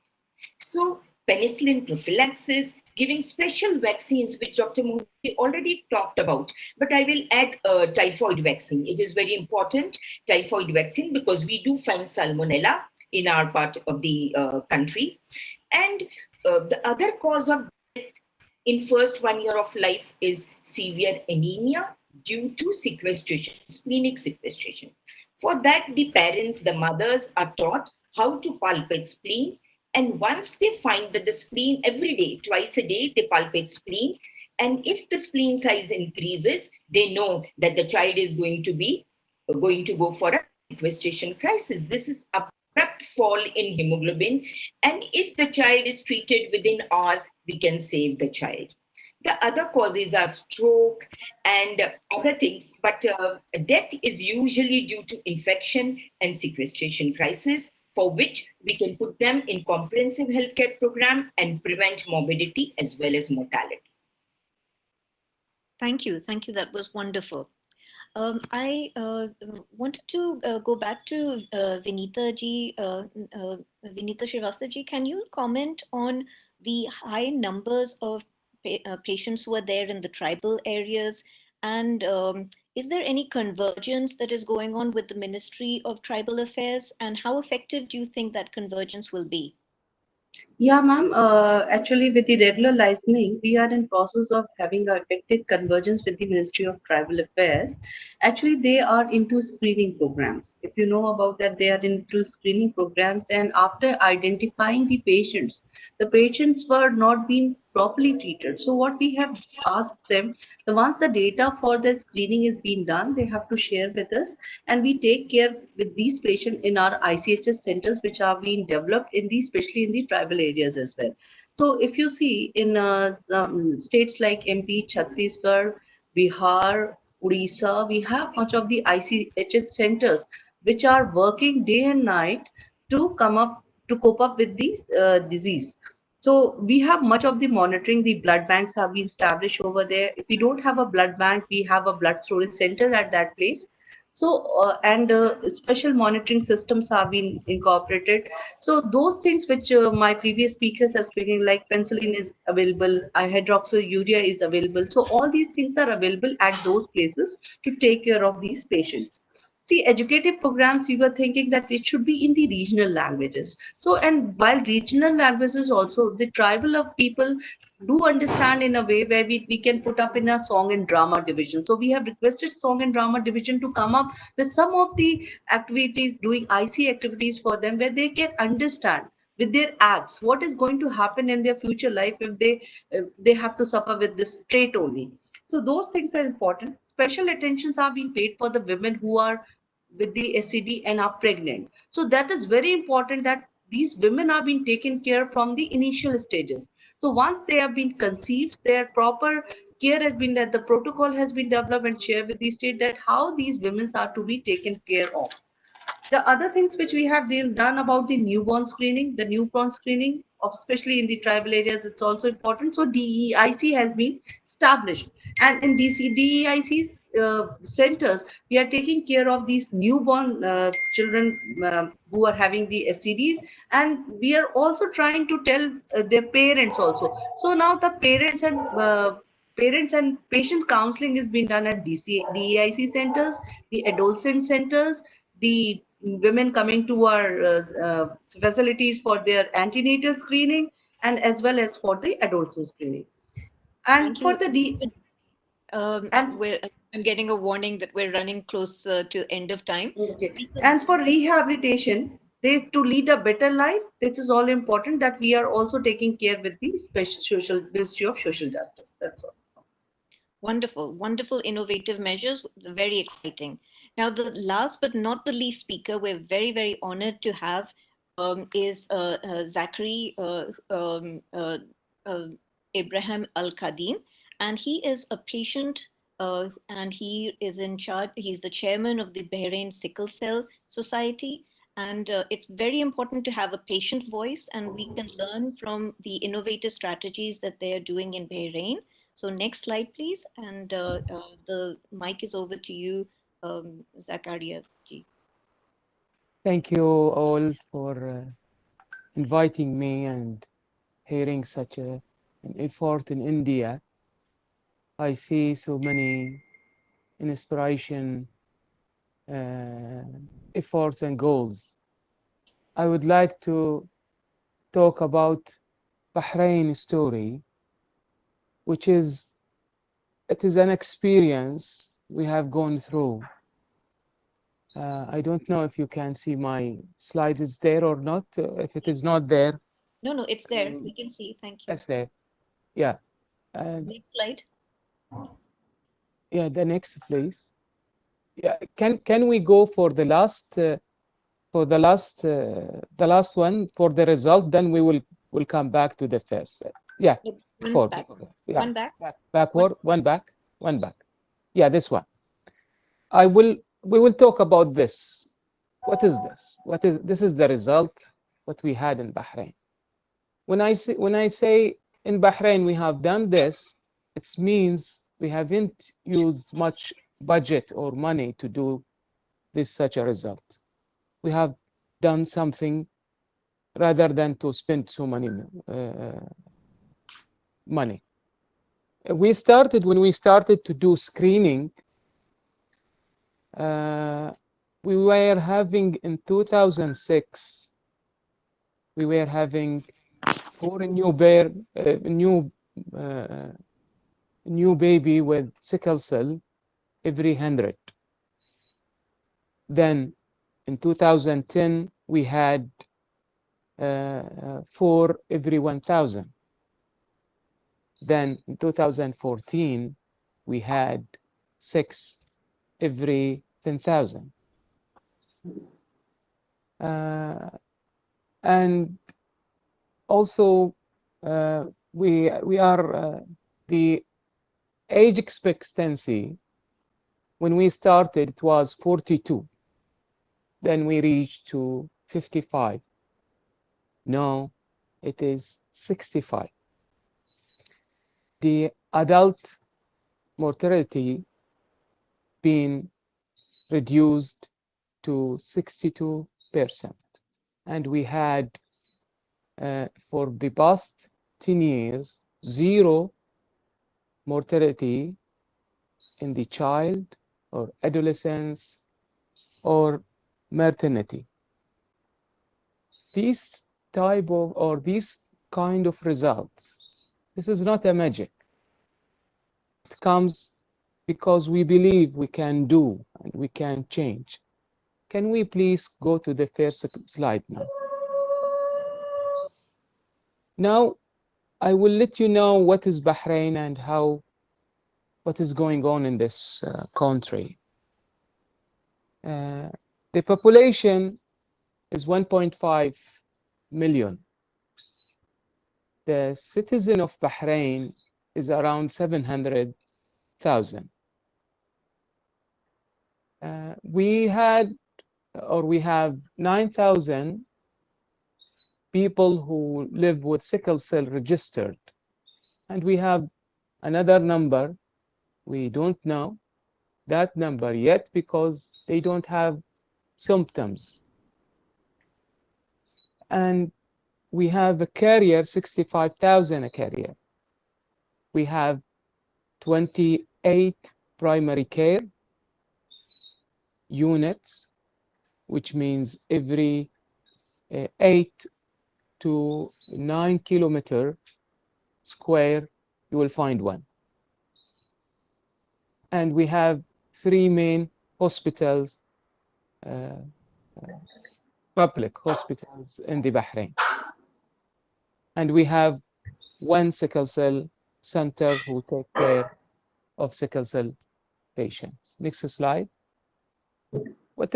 Why we have done this, or what is the Bahrain team, sickle cell team? We in Bahrain, we decide not to work separately. We decide to work like a partnership.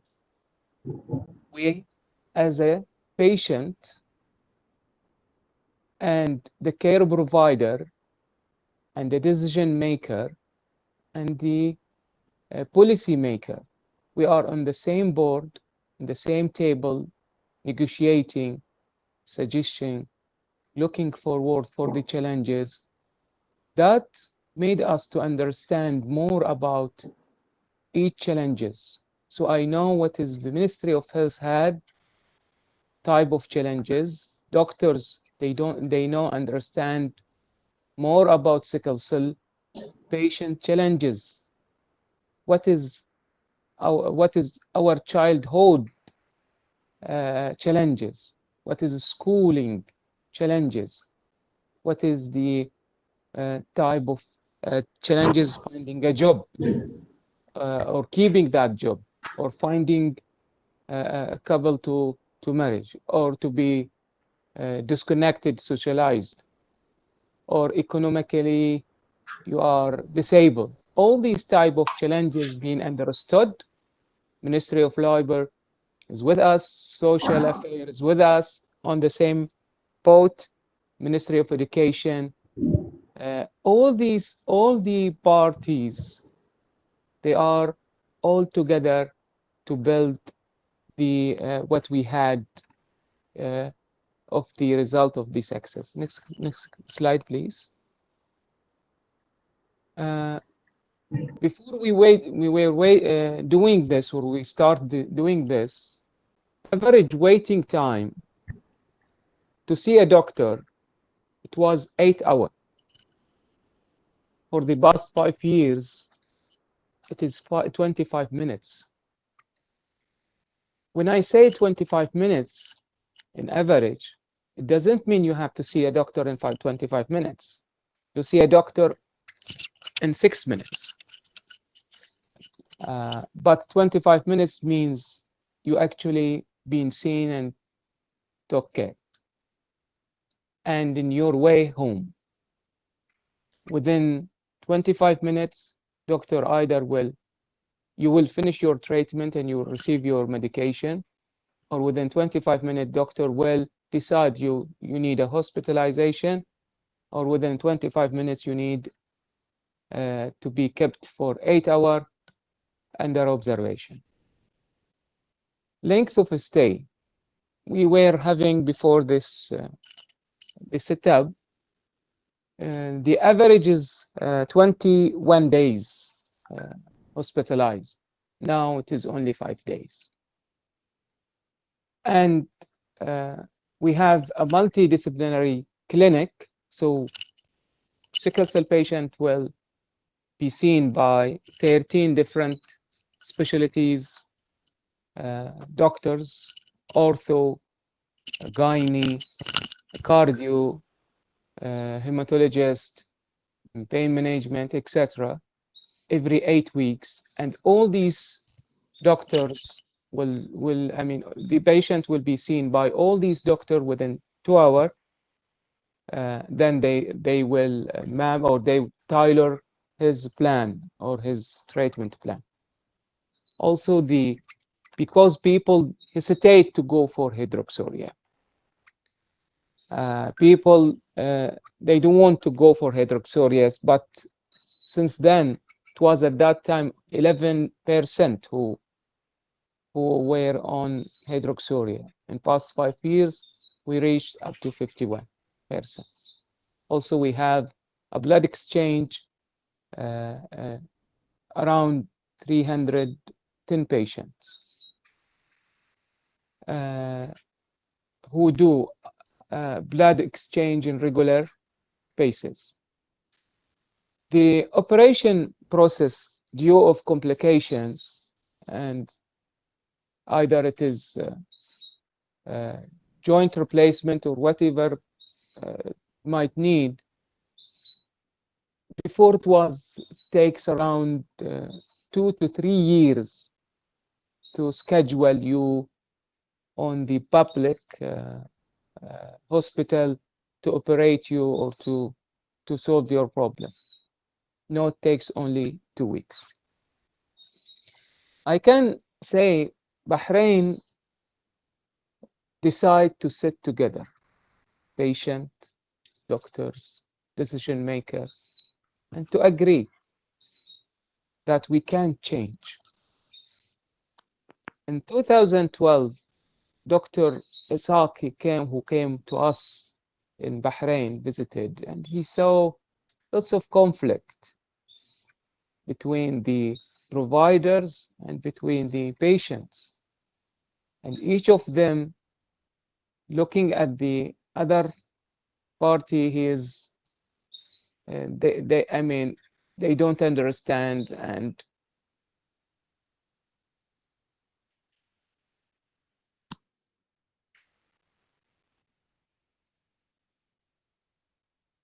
sit together and just listen to your challenges. Since then, we set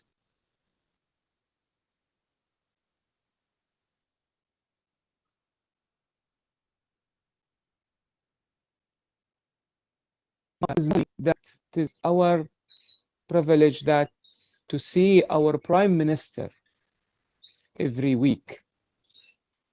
We see our Majesty King 4 times a year.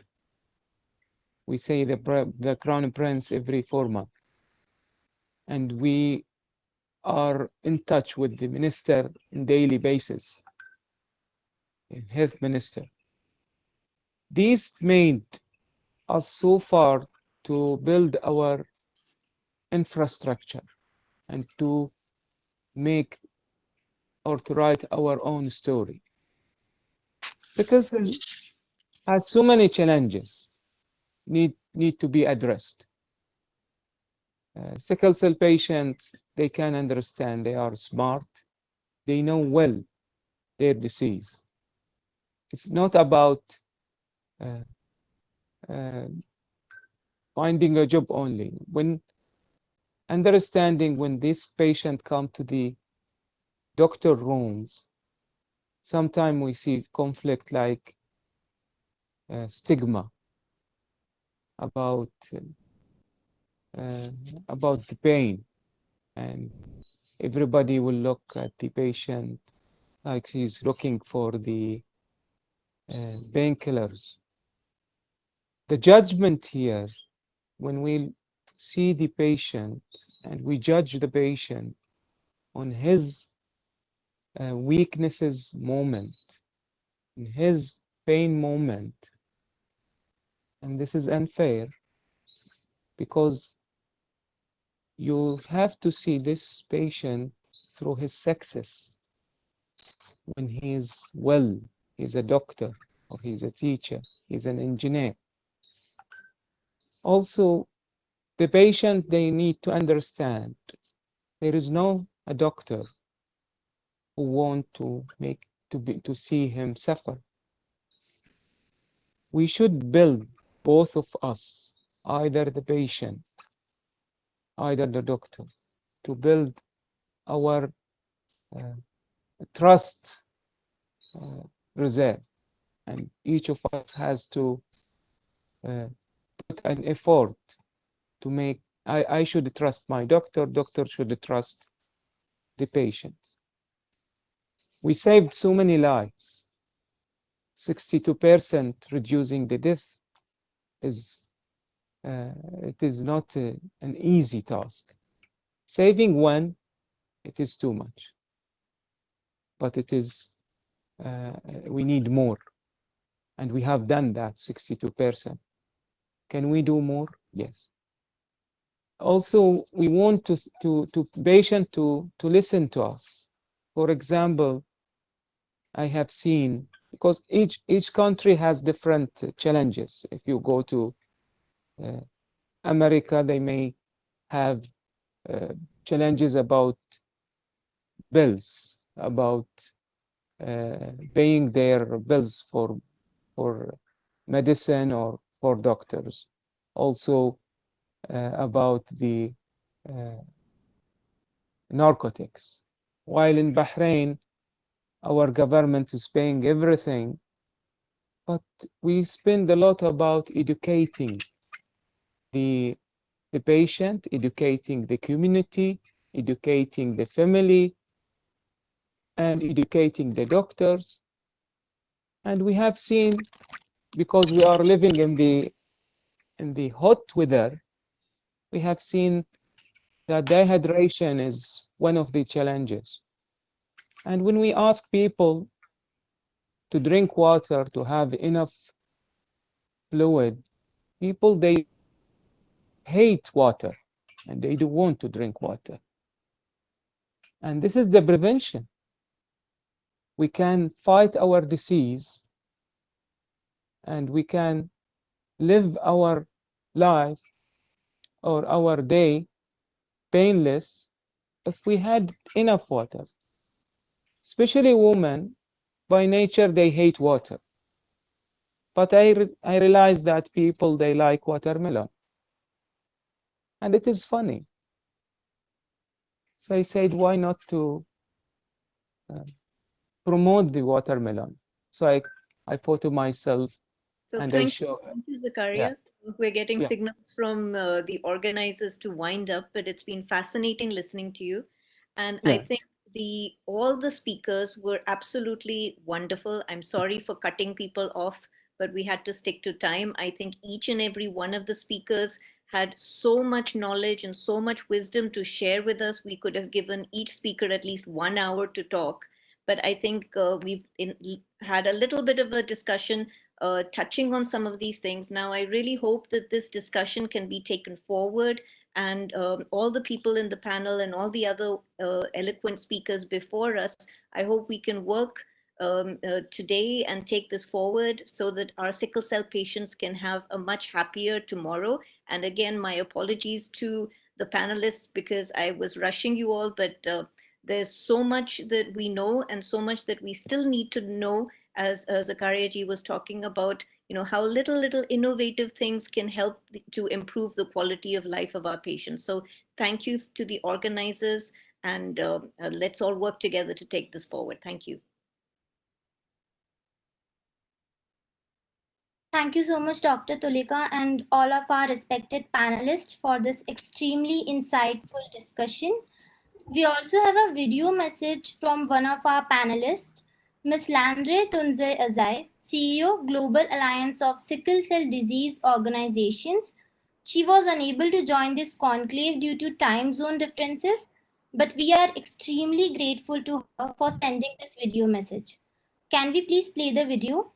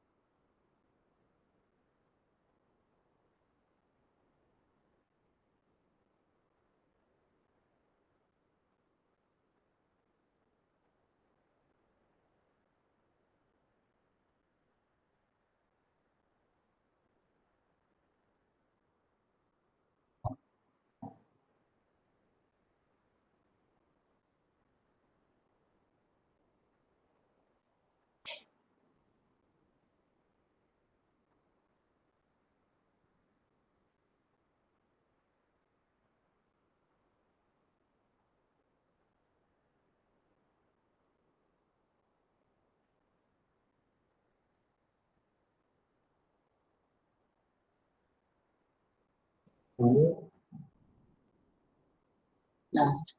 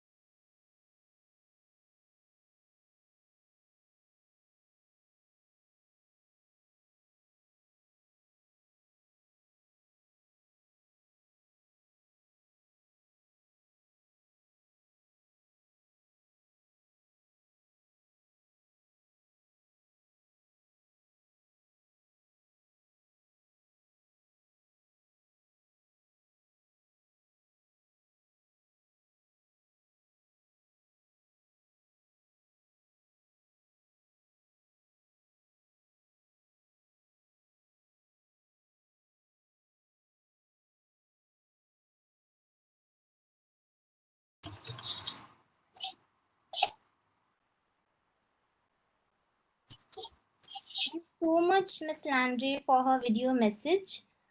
Dr. Rakesh Dayal, State Surveillance Officer, Jharkhand, has joined us again. Sir, I would like to request you to please deliver your special address. Over to you, sir.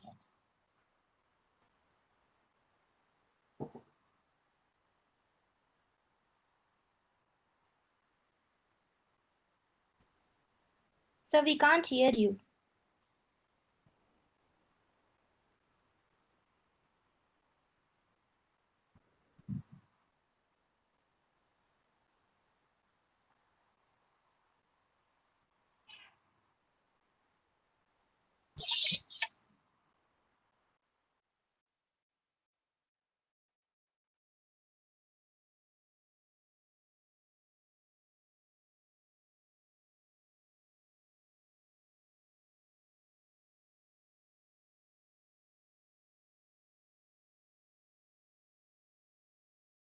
Mr. Dil, we cannot hear you, please.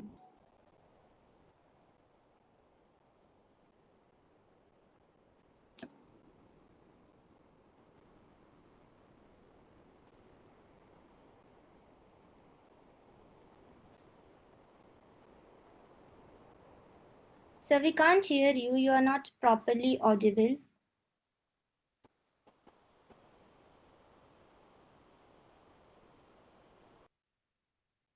I think the issue is still there.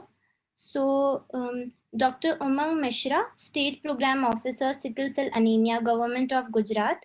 Sir, I request you to please deliver your special address. Over to you, sir.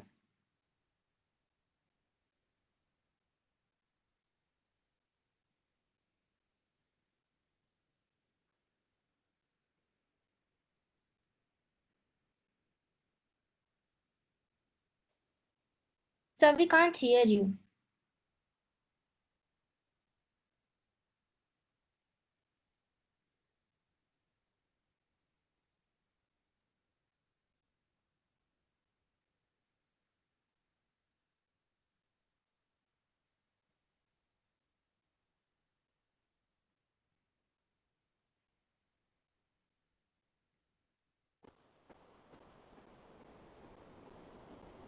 Dr. Mishra, we're not getting your voice.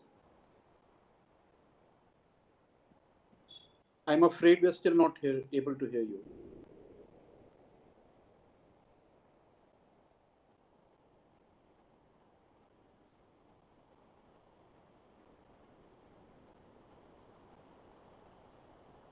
Anvi, I believe there is some problem. We can move ahead. Okay, sure.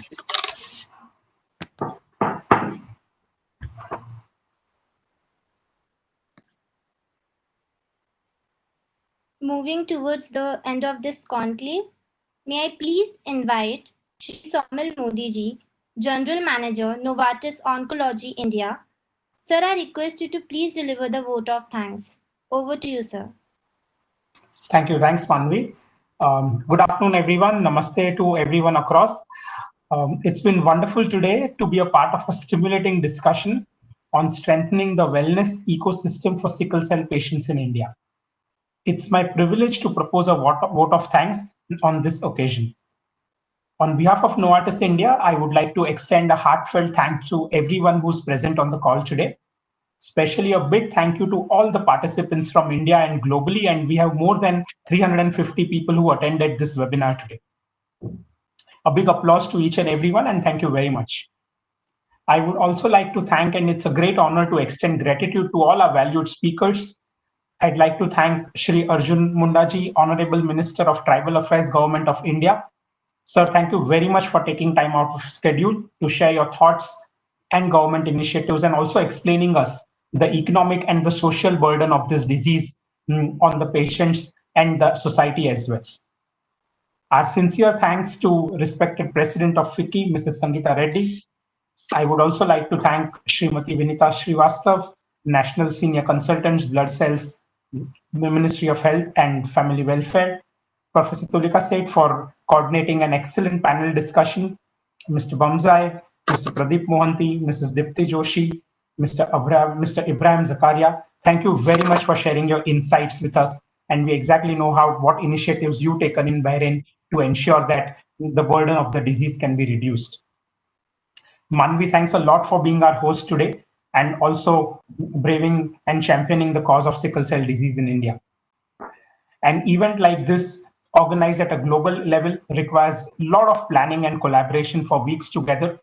I'd like to thank the entire team at FICCI and also at Novartis for working together and ensuring that we have such a good program today.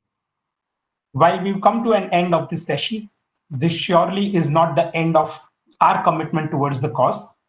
For us at Novartis, it's actually the beginning today on World Sickle Cell Day, and we reaffirm our action and commitment to work as a community towards development, betterment, and empowerment of patients with sickle cell disease.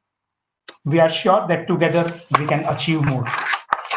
Thank you once again, everyone, for being here this afternoon. It's been a great pleasure connecting with all of you. Goodbye for now, and have a great day and a healthy and a safe stay as well. Thank you very much.